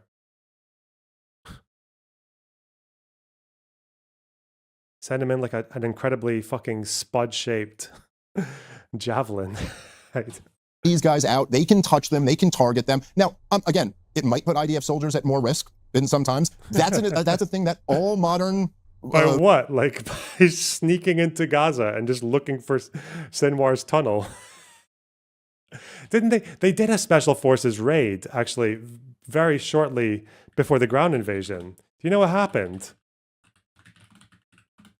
I think it was to gather intel. I think they lost like... I don't know how many people went in, but they lost like 5 guys in one evening. Just to go and to do some surveillance. Because they got caught, I guess. Was it on the very first days? I don't know if it was on the very first day. It was before the ground invasion. Yeah. It was before the ground invasion. Armies accept that we will increase the risk to our own guys to fight wars in more moral ways than we have in the past. But I think that it should have been... There was just a way to do it that would have, I mean, short of like right on October 8th, right away, where they cut the electricity, cut the water, cut all that, just essentially announcing that we're at war with the civilian population. I mean, look, dude, I know me and you we don't see eye to eye on this. I know we're on different sides of this, but just even saying like, did you see like a few weeks ago when the ceasefire deal first starts, right? I'm going to ask you guys genuinely. So Hamas at one point, or Israel accuses Hamas, let's just say they're right. Oh my God, please just make him fucking defend this idea of calling the cops on a de facto state military. Hamas is slow rolling, returning the dead remains of some of the hostages. All the living hostages have been returned, but there are remains of dead hostages. And Israel accuses them of slow rolling. Let's even say they were. And so as a response to that, they go, we're halving the aid, cutting in half the aid that's getting into Gaza. As a response to Hamas slow rolling dead remains, not saying that doesn't mean anything, but like dead people are a little bit different than alive people, that you're going to cut off the aid to women and children because of, like, that's, it's war. Doesn't that, like, on some human... Yeah, again, I don't know why he can't help himself. He's just going, that's a valid criticism, all right? The aid thing's a valid criticism. But why is he doing that when he's just been... Do you see how quickly he's trying to get away from actually prescribing an alternative? Yeah, everyone can say you should let more aid in. That's easy. No, very few people on Earth disagree with that, believe it or not. But now we're going to... But you can tell he's just trying to avoid actually proposing something. Because I don't think he wants them to ask him for elaboration on his call the cops solution, his special forces. Level, don't you guys go, yeah, that's wrong. Like, you shouldn't punish the civilian population like that. Well, when we launched our first... Oh my God, these guys have so many fucking ads. Jesus. Too much, man, too much. Come on. Cancel. The police action thing is really what this is all about, right? Because if you see this as a war, I mean, historically speaking, no country at war is required to provide aid to enemy civilians. That has never happened. Well, it's not a matter of being required to provide it. It's a matter of blocking the aid that international organizations are trying to get through. But whenever any country has been at war, this really hasn't been a concern of theirs ever. And Israel is doing way more than any country at war has done on this. That's not true. The Americans, when they were in Iraq and Afghanistan, did actually... yeah, you had to allow aid in. It's quite normal. I know the British military manual kind of says that you don't have to, but generally they did allow aid to go in. Even in Mosul, it was a whole problem when they were struggling to get aid into the old city. But the fact is that there was a struggle. It's not that they were saying, like, don't do it. Don't let it happen. Front. But it doesn't matter. I don't defend Israel. I thought you had to supply aid to civilians. The law, you don't have to supply it, but you do have to allow it. The caveat is, and there's a bit of dispute in this, because there are two parts of the Geneva Convention that, by my understanding, don't necessarily, they seem to contradict each other, but the main part of the Geneva Convention about aid is one that says that they do have to allow aid to reach the civilian population, but that is on the grounds that they don't have concerns of diversion or misuse or anything else. So if you believe that the aid might be used for nefarious ends or that it might benefit the enemy, because the enemy is intertwined with the civilian, then that obligation might be negated. But then it becomes a question. In the American military manual, they just do it by proportionality. So they'll say, if this aid is going to benefit the enemy, you can only stop it if the civilian harm is going to be worth the military advantage, right? So if, for example, there's an aid shipment going into Gaza for a day, and your decision is whether or not to allow it in, and you know that some of that aid is going to help Hamas get through that day or maybe help their finances, but then you also know X amount of civilians will go hungry and get harmed by it, or maybe some people might get malnutrition or some shit, then you have to be thinking, is it worth the civilian harm to hurt Hamas, or do we just let the aid in anyway? And then that's where I think Article 70, of one of the Geneva, I think it's 70 of the fourth, I might be wrong, but I think that's where they would say it's very unlikely that you're going to be in a situation when it comes to aid where the civilian harm is going to be lower than the benefit to the enemy, because it's just aid, it's just food. So you'd have to show a significant military benefit to Hamas if you're going to justify that much civilian harm of cutting aid. Because remember, people in Gaza cannot leave the strip. They can't go to DP camps outside. So let's say they found out that the aid benefited Hamas a lot. Well, how much military advantage is going to justify starving 2 million people? Probably none, right? Don't say that everything they've done is right. I don't think they've done it the way that I would have done it. You are really not going to like the way I would have done it. But what I'm trying to he'd have gone harder. Giga Chad, Triggernometry, triggered. Find out from you is, You say police action, and that's we had this debate, but not face to face, where we exchanged videos on this, right? And we talked about Native American reservation, and you say police action. You've got 50,000 jihadi terrorists, jihadi as in willing to die for the cause. Is that fair? You shake your head. Maybe. I mean, I don't know. I don't think any of us really know for sure. But yeah, I think the Israeli government was claiming something like that. Are you disputing the numbers or the jihadism? The jihadism? I just don't know. I don't know what the number of jihadists So who are. You know so much about the Israeli government and their intent and their helping Hamas or their Netanyahu and the quotes and the fucking why they pulled out of Gaza because of Dove fucking whatever Wiseglass's quote. But now with Hamas and their intent and their numbers, I don't know. It's just not really something I've really paid much attention to. Go ask your 4-star general, dick. Give him a call. The number I just don't know. It's the number you're unsure about. Yeah. Okay, so it's not the jihadi part. It's the, No, there are jihadists, obviously. They are prepared There are. What? to die. Yes, Okay, there cool. are. So you've got, can we say, just so that we do agree, like 40 to 50? You think Islamic Jihad or jihadists? Oh, I don't know about all that. You know, I haven't seen any quotes. I haven't seen any quotes on that one, bub. Has anyone in the CIA been leaked saying that Islamic Jihad fighters are jihadists? Or 30 I to just 50. maybe sure. Let's say for the 40, sake of maybe. argument. 40 to 50,000 people in a highly geographically concentrated area. Tiny area, right? Tiny area. 50,000 people. Very small with New Jersey. Pretty sophisticated weaponry, actually. IEDs everywhere, booby traps everywhere, anti-tank missiles, sniper rifles. This is a militarized terrorist organization. Do you really think you can deal with that in a police action? Well, I think you can certainly deal with it with targeted assassination, special operations, the way Fucking Israel's dealt with their kill me, terrorism man. problem for their entire existence. But the point again about this is, No, they fucking haven't. You fucking idiot. They haven't done it that way. They've dealt with like Fedayeen that way, or they've dealt with a lot of these people who crossed the borders in the post-48 war were they weren't even armed. This is how they deal with like little fucking villages, not of disorganized ragtag militias. This is not how you deal. No army has dealt with something quite like the way Hamas does it. Some armies have had bigger challenges, I guess, but some have had smaller. It's a very unique situation.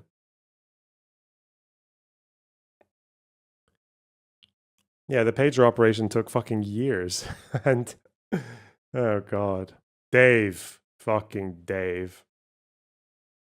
that I think that when if you occupying a country, you know.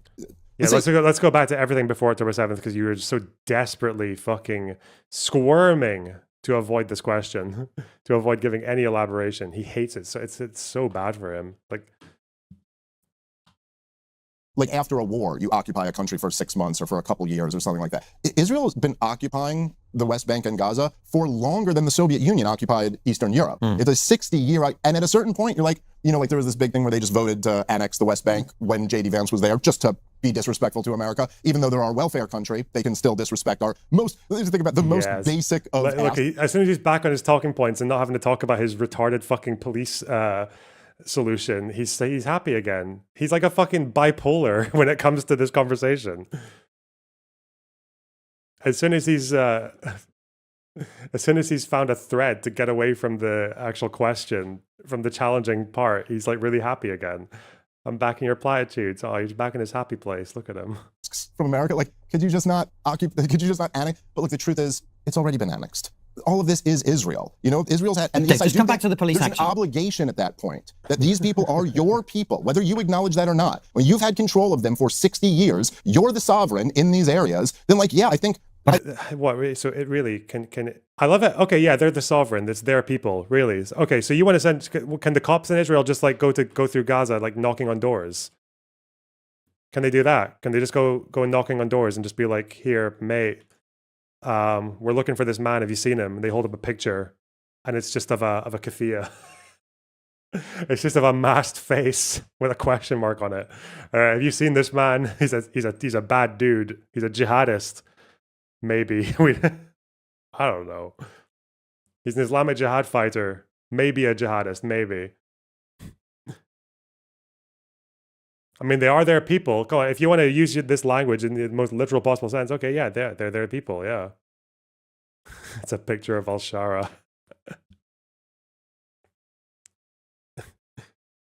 Just send them down with their fucking little donuts and their chewing gum. Have you seen this man?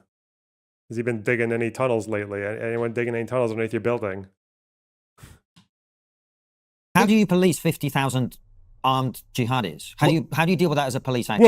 Imagine you had just hit the leaders. You know, you can't kill the idea, but now you can't kill the idea, right? And these guys are very sophisticated, interdependent terror cells that can act without central command orders, but also just pinpoint Jewish space laser, targeted assassinate, fucking Sean Connery, the 20 leaders, the heads of the 5 families, and then you'll be fine. But also, you can't kill the idea. Fucking hell, man. the Native Americans. They were pretty badass boys when when you guys first came here. Bad boys. Imagine you had 50,000 of them in Manhattan, right?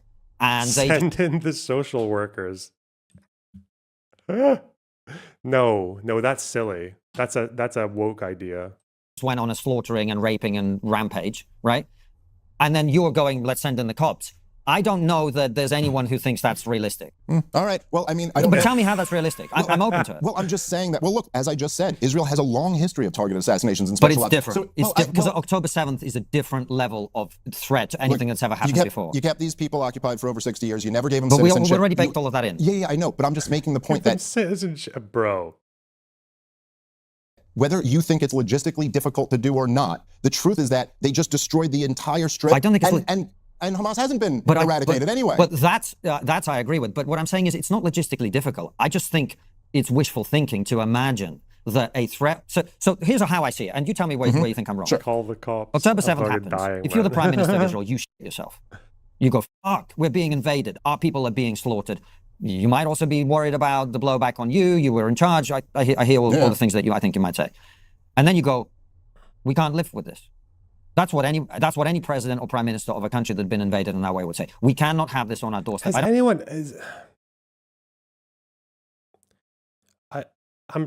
wonder if I should document all the people who give these answers to these questions. Hassan answered it like an idiot, obviously. Omar Badar basically said that Israel should have announced that they were sorry to the Palestinians for all the oppression and granted them a state. It's time to stop the fighting, ceasefire. Obviously, fucking mental. I don't actually know what Bassem Youssef said. I don't know. Has anyone actually got a good answer to that? Jenk said special forces. Man, they're all really their own unique brand of brain rot, aren't they? Every single one.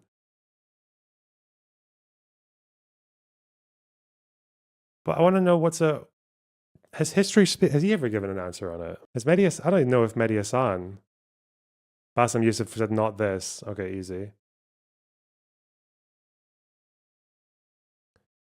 If you're not completely uninformed, you know there's no I know there's no easy answer. Yeah, I know. But people don't want to bite that bullet. They don't want to bite the bullet that, yeah, urban war is horrible. Urban war with 500 kilometers of tunnels and thousands of booby traps is giga horrible. Add that on top of the fucking IDF with their officers. Just it's a coin flip of whether or not they're going to be totally fucking arbitrary about defining militants and revenge fucking opportunities and all that shit, then that's even more horrible. Yeah, it's just send in Joe Biden. True. I don't know, man. Fucked up. I don't know how they cope with that dissonance, though. Send in the cops. I don't care about history. I don't care who's right, who's wrong. We can't have this, right? The people who did this, the people who funded this, the people who orchestrated this, the people who participated in this, they need to hand themselves in. Voss said Israel should have supported anti-Hamas groups in Gaza instead of invading. See, that's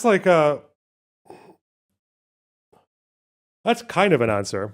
The problem is that anti-Hamas groups in Gaza are pretty fucking useless with Hamas not getting airstriked or whatever the fuck, right? If you can, how is Israel gonna find a clan to match Hamas in Gaza without supporting them militarily? Hello, Sev. That answer from Vosh that you just said is an answer is probably going to just create way more fucking bloodshed than any like Israeli onslaught. Well, like a civil whatever. war, just like fomenting a civil Yes. war. Yes, you would have Palestinian side with this, you have Palestinian side with this, and you would just, instead of having the IDF slaughter Palestinians, you would have Palestinians slaughter each other. And we know the best people at slaughtering Palestinians is Palestinians. Jesus. Wow. They're very good at it. For some fucking reason. I don't even know how that would. Maybe in like 2007 they could have given more help to the PA, but that was obviously before all The the PA tunnels and is shit, but like I the don't PA know. is different than fucking like ragtag gangs in fucking Gaza, because the PA is like an institution, right? It has like structure to it. It has people in command. It has different branches. Like it's already established. You know where to put your support to actually help them. But these groups don't have proper structure. They're just groups with like a hierarchy of command, I guess. And then one guy decides everything. What if that one guy gets all this fucking help from Israel and suddenly turns and like, what's to say he'll just not replace Hamas? Because these groups exist because they want power in the Gaza Strip, not because they want to free Palestinians from the oppression of Hamas. Can if there's some fucked shit going on, and my understanding is that this call the cops thing on militants or people who are causing trouble, doesn't Israel have a hard time calling the cops on like Arab violence even in their own country? Like weren't those riots like you mentioned in wasn't that really fucking, was that like a difficult thing for the Israeli police to deal with, or? No, like that shit was shut down within like that day. Okay. But like it didn't take long. It's just like what took long is the investigation to get to the root, because the inciters weren't the one doing the violence, right? The inciters are the biggest problem rather than the ones doing violence. You have plenty of people who are willing to do violence if they are coerced with the right words. But typically, practically every population is like this. Okay. So the inciters were the fucking issue, and that's what took a long time to catch those inciters rather than the ones that committed the violence. The committed the violence were like caught day one, and it was shut down like pretty fucking quick. But the inciters were the ones that took like quite a bit of an investigation to find. Okay. Shit. In terms of calling violence on. The cops are useless. If they hear violence, they take their sweet time. They might go get a fucking lunch break on their way to the call. Shit. Someone in chat disagrees. He's saying police wasn't functioning at all and wasn't able to deal with it. Oh no. Dissent. You legit saw police the police also take sides. Don't forget that. What's it called? No, they definitely handled it within the day. The police isn't effective within itself, but there's a different force that takes care of these violence. Yeah, because the whole thing is that a lot of these communities are like self-policing, aren't they? Is it Magav the fucking takes care of like the violence, like the rioting?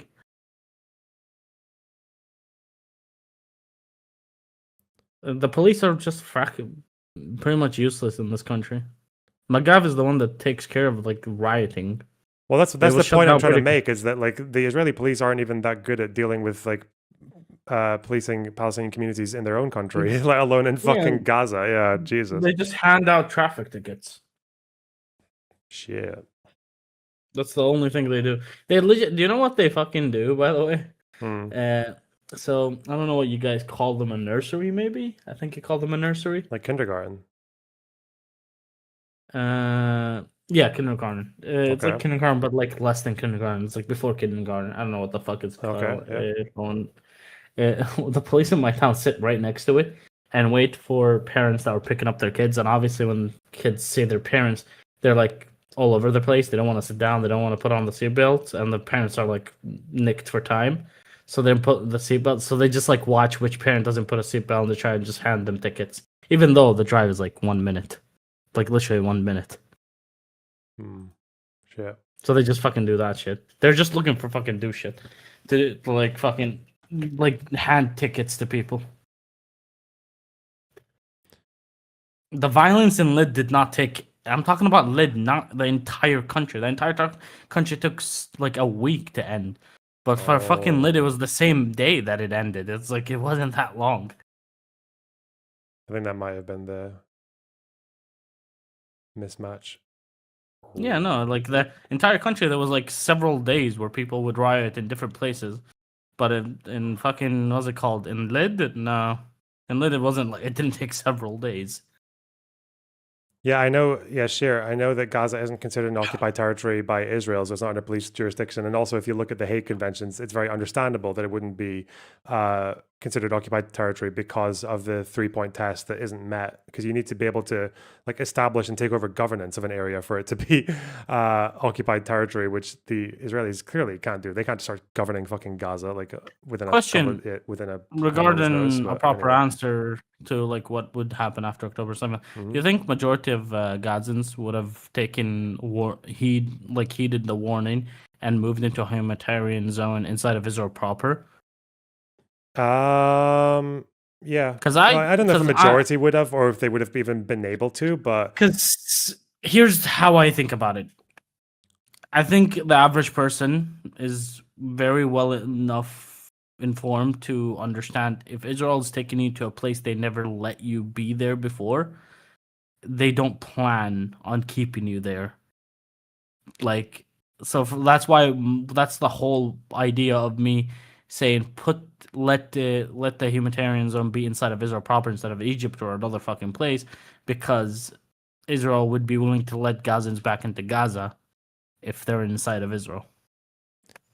Yeah, I really don't. I don't know if any country would have been willing to do it, but if there's any like other country that wanted to use the Negev to administer a DP camp so there's more trust or something, but I have no fucking, like, they should have done it. I don't think it would have been. It would have been probably one of the better choices they've done. Yeah, I don't know how much, like, it would have saved a lot. It would have saved people. I don't know how it would have saved like thousands or tens of people. Yeah, I don't know if it would have saved tens of thousands just because of like the capacity or because of the willingness to even go there or because of the mistrust. That's like it would have saved people. It would have saved a lot of people to do that. You still there? Yeah, I'm still here. It's, I don't know. That's the only thing I can't wrap my head around regarding the zones in Israel, if they were done, and how many people would buy it and even go. But obviously that's the problem, right? Like, there's just that they wouldn't have. Yeah, we know why the government didn't do it, right? Yeah, but it was more of an act of revenge rather than like just security of Israelis. Yeah. Shit. All right. Israelis definitely wouldn't have let it pass, but now you have this reputation. Yeah. Anyway, enjoy more retardation. Let's go, babe. For justice, or we're going to kill them all. That's what America would do, right? I think that's a fair claim. I don't know about that. But I mean, look, I mean... So then they go in, and they are trying to eliminate Hamas. They're not trying to go in with special forces and take out Sinwar. They're not trying to take out this guy or the commander of this. They're trying to destroy Hamas. That's what they're trying to do. Now, if you think that's not the right reaction, I understand. I think most people would say, if this has happened to your country, America, Britain, that's what the overwhelming majority of people would demand of their government. If the Native Americans had done this, that would be the nature of the response. I don't believe it's credible to say that can be addressed on a policing basis. That's a large-scale military operation, and there's no other way to do it. Accomplish? Destroying Hamas. Degrading Hamas to the point where he just can't come back. Yeah. Now, I don't think that's been done, but okay. I mean, so look, I mean, I guess in well, are Hamas as capable now as they were 2 years ago? Are you high? In your view, I wouldn't be able to degrade Hamas through police action or special ops or something like that. And in my view, it's like you're also not able to degrade Hamas. But my view comes with the bonus added of not slaughtering 100,000 people. So that's kind of the difference. But let me just say, can I just to your point, because I get what you're saying, and I do think there is something. They have degraded Hamas, though, Dave. It's like they've killed a whole lot of them and probably created another generation of Hamas that they will be fighting for years to come. And Hydra theory, let's go. And we'll see how this. Sorry, I'm getting very interrupted. I get excited. No, it's fine. Yeah. I'm guilty of the same thing. But I will say that, like, I do think there's this tendency for people to say, like, well, look, if you want to put yourself in the and me and Coleman talked about this a bit, but like, if you want to put yourself in the Israeli shoes, like, I'm fine with that. I think then we should also put ourselves in the Palestinian shoes, and then we should put ourselves in the American shoes, or the British shoes for that matter, because that's what I really am concerned with. So I would say, first of all, I think it was Aaron Matei actually who had the line, which I really liked a lot, where he said, in order to buy Israel's the justification for this, you have to accept the premise that nothing can justify October 7th. but that October 7th can justify anything. And there is something where you go like, look, okay, I'm sure Israel could look at October 7th and say, we find this to be what a stupid, it's just a platitude. What? Tolerable, and we are entitled to a violent response. And if some innocent people get killed in that violent response, well, I'm sorry, but this just happened to us, and we have a right to do that. You could get there from the Palestinian perspective too. It's different, though. I can tell you why. There are differences, but although the differences are what matters here. Okay, well, I don't know. I'm not sure they are. But go So ahead. here's the difference. The difference with, say, you mentioned, for example, the Soviet Union occupying Eastern Europe. When Eastern Europe wanted to break away from the Soviet Union, they didn't invade Moscow and rape women. They didn't take hostages. What did he say? And although, well, there are differences, but although the differences are what matters here. Okay, well, I don't know. I'm not sure they are. But so go ahead. here's the difference. The difference with, say, you mentioned, for example, the Soviet Union occupying Eastern Europe. When Eastern Europe wanted to break away from the Soviet Union, they didn't invade Moscow and rape women. They didn't take hostages. The difference is that they got rid of the governance within their territory and then they seceded. Yeah, Hamas hasn't ever tried Gaza or Hamas never tried to secede from Israel. Armed resistance. Look, man, we're men. If people came to our place and started putting us in chains, we'd rise up, we'd pick up a rifle, we'd engage in armed resistance. But when you I'd podcast the shit out of them. I would call them out so hard on Twitter. Deliberately target civilians, it's not the same. It's not the same as dropping bombs on terrorist houses who deliberately put their families in those houses. It's not the same. And that's the difference. Yeah, see, I guess if it wasn't for all of the reports over the last 2 years, then like maybe I don't know. Is it that different than IDF soldiers taking target practice at kids, as multiple doctors in Gaza have reported? Is it that much different than the... It's the doctors, but they're talking about where's Daddy? Oh yeah, the claim that the target practice was Dr. Maynard. I don't know him. What was it called? The Where's Daddy AI scheme, where they were following the terrorists back to their homes to take out their families too. I mean, like, no, I don't. Do you think Israel is deliberately killing civilians? Like, by definition, yes. But by what definition? Well, in the sense that don't ask him that. Ask if they're targeting civilians, because he will say that if you bomb, Dave Smith thinks that when he's asking that question, he's saying like, oh, like if there's collateral damage, is that we are deliberately killing civilians? He thinks that's what he means. He's just thinking if they're deliberately, whether or not they're actually, regardless of what their targets are, he thinks that's what the question is. Like if you take in action that you know is going to result in civilians being killed, then it's deliberate. But it's the rules of war say that is what you should do. The rules of war are a construct. I mean, listen, like, sure, we're talking about morality or logic here. It's like, look, let's talk about logic. You're again, all the reports, I mean, which you could go through, you go read Dave DeCamp's reporting for the last 2 years, and every single day there's been an article about another atrocity that was being committed against them. Now, there certainly is a difference between like the primitive nature of Hamas's attack and the barbaric nature of Hamas's attack, but at the same time, the end result of it is innocent people being slaughtered. I know and that is so. And if you, but there is a difference between Nazi Germany attacking Poland and the Western Allies responding. Would you agree? There is a difference. They both result in people being killed. Dave Smith opposes both of them. Killed, but there is a difference because it's about the conduct and who initiates that particular phase of it, right? Is that fair? Yeah, but I think that... So this is the difference with October the 7th. This is why it's a different category of violence, in my opinion. Because you've got a situation where a band of terrorists deliberately invade another place, and they don't attack... I mean, sure, they attack some IDF facilities. They killed a bunch of IDF people. They attack some IDF facilities, but really, it's about... They went through the IDF facilities because they had to. They had to get through the border areas so they could get to the civilian areas. Taking Israelis hostage, raping them, killing women, killing children, dragging them off to the dungeons and holding them there for power. That's not the same as what the IDF is doing. Would you accept that? No, I don't really think that's right. I mean, again, I think if it makes sense, I just like to use like an example. It's almost like, you could say like, like Eastern European countries, as you know well, right? Where there's a lot of corruption. And there'll be like low level primitive corruption type stuff. Like you could, if you're in, I don't know, there's countries if you're in Romania, it's kind of like a known thing, which is true, I think, in Mexico too. Like if you get pulled over by the cops, you could slip them some money and get out of it. And that's very low level. I feel like people like Dave, you just need to, they're not making the questions like toddler friendly enough. Sometimes I think some people just need to be asked. Like it seems like neither the IDF nor Hamas really want to give up in the broader sense of things. Okay, would you rather the IDF won or Hamas won? As in, like they achieved their objectives.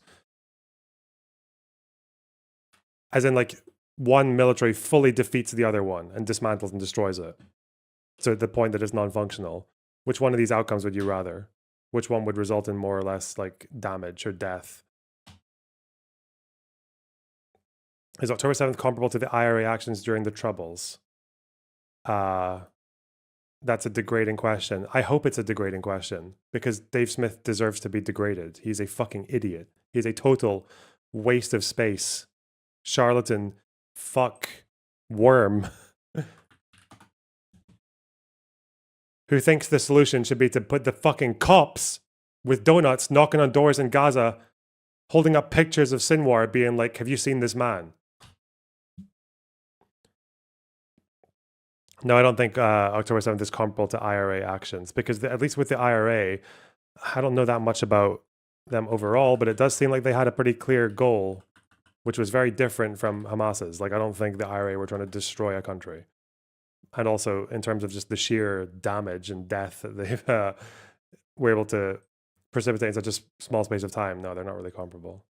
Right? In the United States of America, good luck doing that. You know, if you get pulled over for a DUI and you try to slip a cop a couple $100, I mean, maybe one time, but I can assure you that is not a good idea, and you're just going to get another charge. We don't have low-level primitive corruption like that. What we have is the prison guards union lobbies for mandatory minimums for marijuana. We have corruption on a much more sophisticated, but in a sense, it is still corruption, right? So in the sense that, yes, Israel, when you're having a fighter pilot bomb a building and you say it's collateral damage, I understand where that is not. It doesn't get as visceral reaction. It's not as barbaric and primitive as like Hamas breaking into Israel and just kind of killing everything that moves and then dragging as many people back to hold in captivity. But again, Israel when they did the swap just a couple weeks ago after the ceasefire, Israel released 1,700 Gazans that they've been holding without charges of anything. They've been doing this, by the way, since well before. Well, administrative detention is not all of the prisoners in Palestine. Some of these people had life sentences. Does he think every single prisoner is there under administrative detention? Administrative detention usually lasts about 6 months before review. Administrative detention is much more of like a revolving door. Was it the 1,700? They were not administrative detention.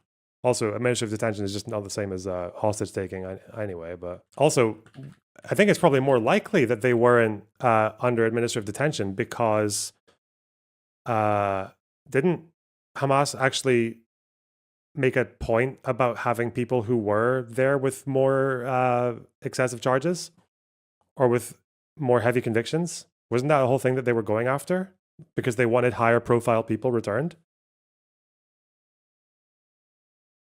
And higher profile generally means that they did more shit, like they were more valuable to them.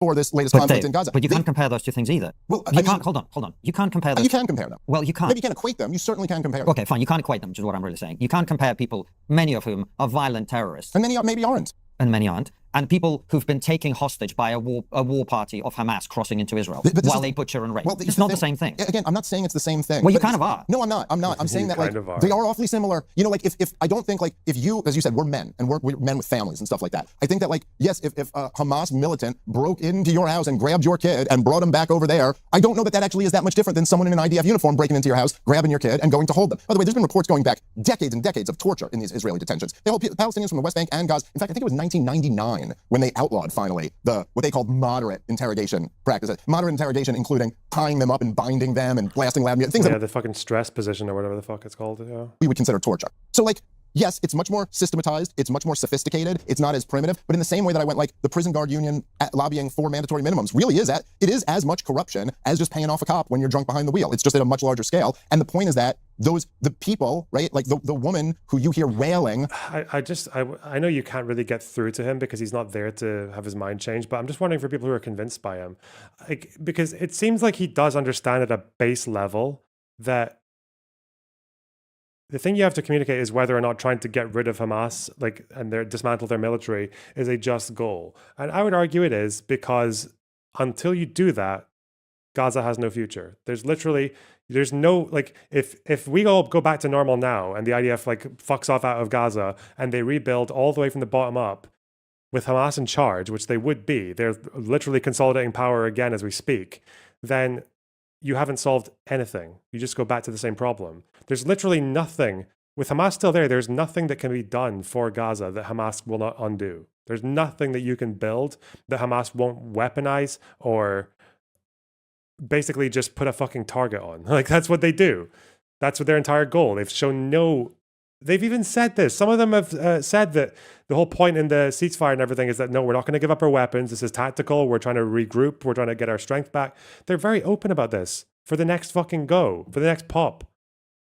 They are so open about what they want to do with the space that's given to them. So if you want a future for Gaza that's actually got like a lasting peace and a lasting hope of prosperity and security, then they Hamas needs to go. And I think Dave understands that because he's humoring the idea of sending in the special forces to go and assassinate all the Hamas leaders, and then that's how you get the rest of the army to stand down or whatever the fuck. Apparently none of these guys are replaceable.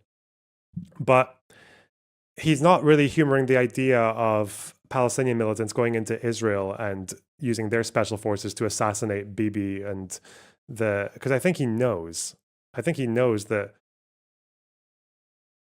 the world can exist with the IDF there. Like, the IDF doesn't have to, by its very nature, go around and fucking trying to destroy countries and slaughter people. Hamas does. Hamas, like, true, but isn't exactly wants them gone. Oh, wait, what?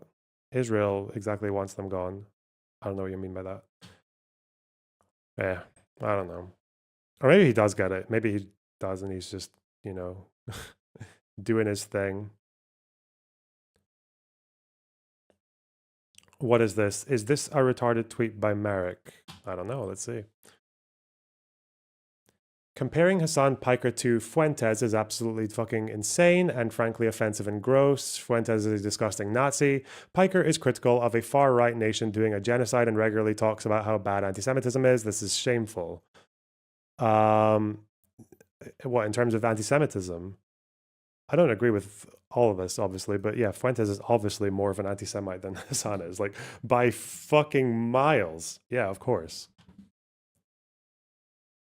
Hassan's one of those, like, again, left-wing anti-Semitism is not being anti-Semitic, like, by nature. It's like stumbling into it through a combination of ignorance and ideological commitment and fucking groupthink or whatever the fuck. Yeah, I don't know.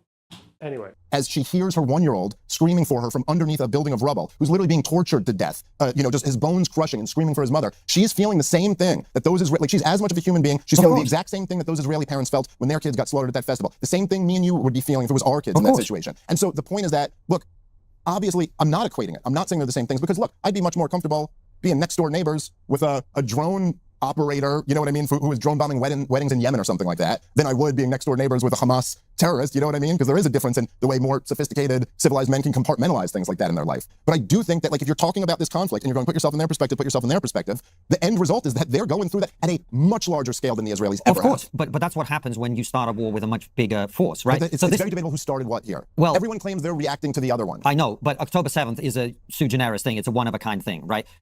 You shouldn't have to rearrange your life to deal with hair loss. With him's expert. But yes. October 7th is a sui generis thing. It's a one-of-a-kind thing, right? And the reason this really matters is, I think you paint a very important picture. I don't think enough people, particularly on the pro-Israel side, get the scale of the suffering in Gaza, right?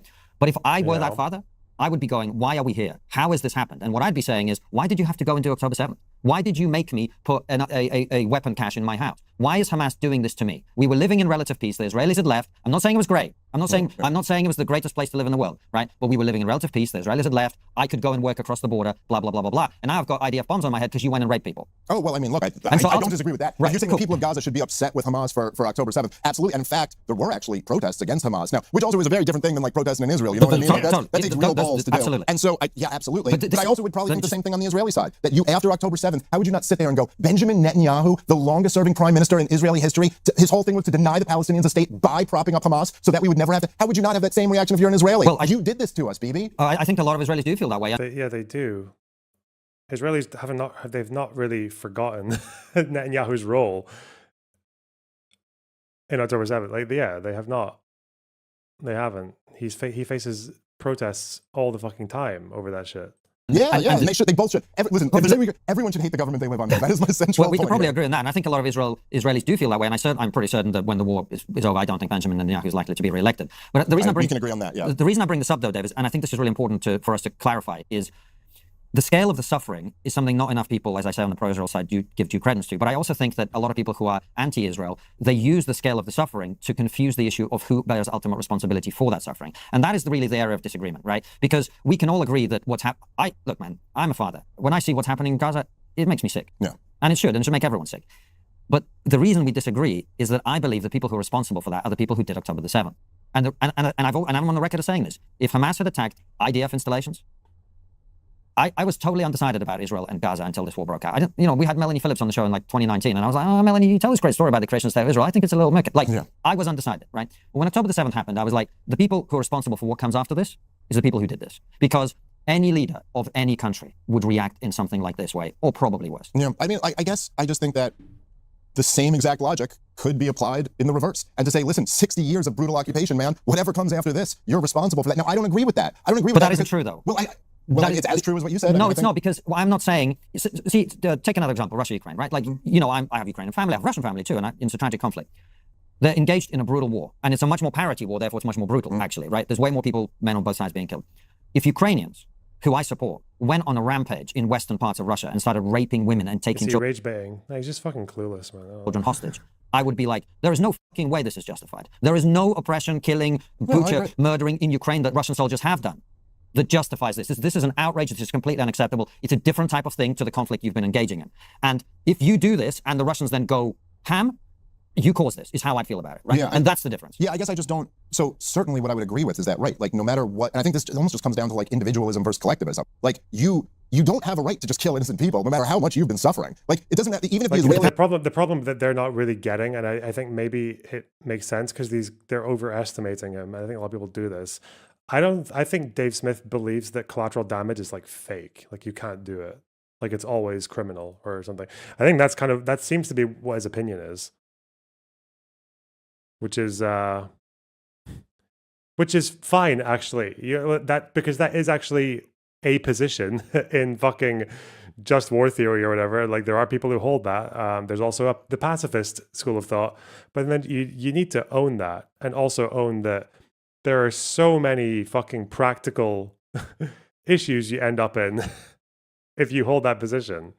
For one, any force that wants to avoid getting hurt then can just keep some civilians nearby. It's a very gross incentive, actually, to say that if you have civilians near you, you are left alone. You have to be left alone.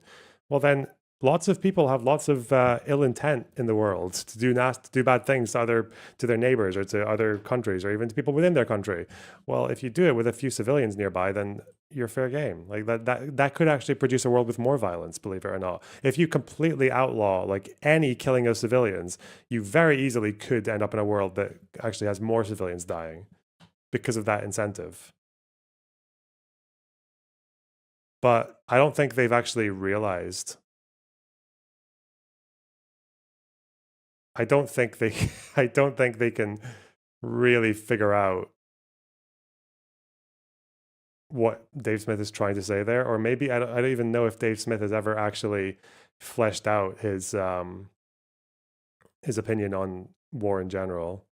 Government, what happened? Well, I'm saying that say like in the example of Hamas or in the example you just used with Ukraine, right. It doesn't matter how brutal the Israeli government's been to you. You still can't just go kill teenagers at a festival. Like it's not just a justified response. So I completely agree with you on that. But then also, as I said before, cutting off aid to the civilian population who's war torn after 2 years. How much aid is Russia providing to Ukraine? Wait, hold on. Let me just finish my point here. Cutting off that aid is also not a legitimate response to like Hamas slow rolling the dead remains of civilians. Okay, But it's like, this is what I'm saying to you. Is Russia's not providing any aid to you. Yeah, but also doesn't have a blockade around Ukraine. As much as it can, it does. They deliberately... Ukraine has been there's been no shortage of aid that's been getting because into we're Ukraine. trying to help, but the Russians have done everything possible to cut off rail tracks and the supplies and everything. Wait, when Russia has encircled cities, they have specifically blocked aid from getting in. What are you talking about? Like whenever they've had the opportunity to, they've blocked aid from. Mariupol was an entire fucking dispute. Even when people wanted to evacuate civilians out of Mariupol, Russia was dragging their feet on allowing it to happen. What the fuck? Ukraine's getting... Yeah, because Russia has been stopped in their tracks. They can't surround the entire country.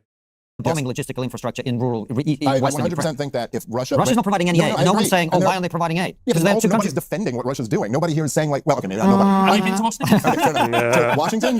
DC? Okay, fair. You're fucking mates, Dave Smith. Tucker Carlson, and you're half your audience. Well, look, even that, Washington, DC has been funding Ukraine to the tune of hundreds of billions of dollars over the last But that's few not years. my point. My point is no one is criticizing Russia for not providing aid to Ukraine. No one is criticizing Russia. I think people have... they're criticizing Russia for invading, yes. But they're not criticizing them for not providing aid. No one says they have a duty to feed Ukrainian civilians. Well, it's also because the Ukrainian civilians aren't food insecure. They don't need it. I mean, it's like, look, like you said, there's more parity in that conflict. Dude, Okay, whatever. Been much more military deaths on military deaths, and so it's just not the same dynamic. But yes, look, if Russia had Ukraine under a full blockade and then they invaded Ukraine and they weren't letting food in from the international community, absolutely, you would say you have an obligation to allow this aid in. But they would. Sure, okay, fine. And no other country would either. Well, I don't know about that. When the US was fighting in Iraq, that cut off electricity and water to the cities that they were sieging, it's what everyone does. Yes, to certain cities. It is. It's true then. Well, in the places that Russia was able to surround, aid was a huge problem. It's just that it didn't last very long. But yeah, everyone knows this though. Everyone knows that Russia, that's actually an army that just fucking takes the rule book and throws it out of the window and fucking shits on it. But it's also, how you fight a war. Yeah, but also, okay, you would. That's why war is terrible. Okay, but also, yeah, I agree with that. These guys seem to be saying it's just the way you fight war. Like Russia literally just violates the Geneva Convention right, left, and center. Like that's what they do. People just don't notice it as much because Ukraine sends their soldiers up against Russia. So it looks like Russia's just fine with soldiers. And that's apparently civilian militant ratio is the only thing people give a fuck about. But so also, you didn't have George W. Bush going to the army and calling them Amalek. You also didn't have like people in the highest levels of the U.S. government floating out plans of ethnically cleansing all of Iraq and then taking it over for ourselves. And there's just many different things in this conflict. But yes, we're all in agreement that the war. Don't forget those bastards at The Hague with their little Amalek monument allowing this incitement to violence and genocide against Germans or whatever the fuck on their building anyway. In Iraq was sure terrible. So that's not really the moral standard. I've been hogging the mic for like an hour. Sorry, Francis. No, it's all good. So, you know, the great thing about our conversation is I think it shows new media at its very best in that we're having a conversation. It's respectful. No one's trying to misrepresent. Oh my God. I in these debates, I don't know why people find it so, like, why are people so fucking weird? Maybe I'm just autistic, and maybe it actually is very, part of the social glue to just sit there and congratulate ourselves on having a civil discussion. I don't know. Why do you feel like you need to do that? It's so fucking stupid. Bro, is Spider picking fights with Merrick in my Discord? Hang on. You know, things get a little bit passionate at times. Yeah. As they would. Just like sex. Yeah, exactly. Not the way I do it, mate. But all in all, I think this displays the very best in new media. People on different sides, good faith, having a disagreement, finding common ground in certain instances, disagreeing on others. But ultimately, the moment we walk away, we're going to be like, actually, you know what? That was brilliant. Yeah. We enjoyed it. I think everybody watches or listens to it is going to have a blast.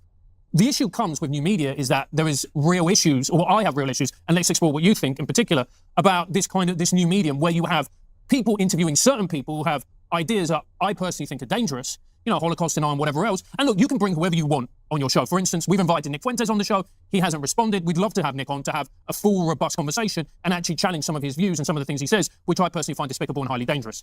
Where do you sit on that whole conversation and that whole debate? Well, I certainly agree with what the first part of that, and that, I think there's also something where I just think like with the three of us, I think that's kind of just our personality. Mm-hmm. Anyway, it's like we're interested in these ideas, we want to talk about them, we want to debate them at some point, but I'm just like, yeah, we go grab a beer after this. And part of that is just it's just kind of, what else are we going to do? I mean, like, what's the alternative to that? You know what I mean? Like, and anytime you're talking about a political issue, almost anytime you're talking about an important one, it is a matter of life and death or close to that. I mean, if you're having a conversation with Bernie Sanders about healthcare, from my perspective, Bernie Sanders' healthcare proposals is going to lead to like serious suffering and deaths and all.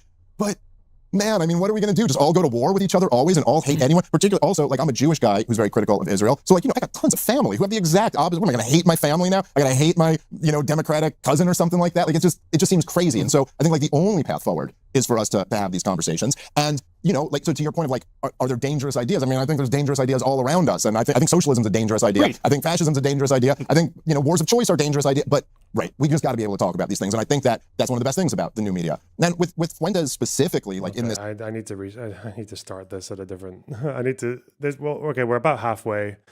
That's fine. Fucking hell, man. Too much. At least that's a good part where they go into a different topic, though. They talk about Tucker Carlson and some other shit as well, so that'll be fun. Subscribe, you fucking assholes. I mean, sorry.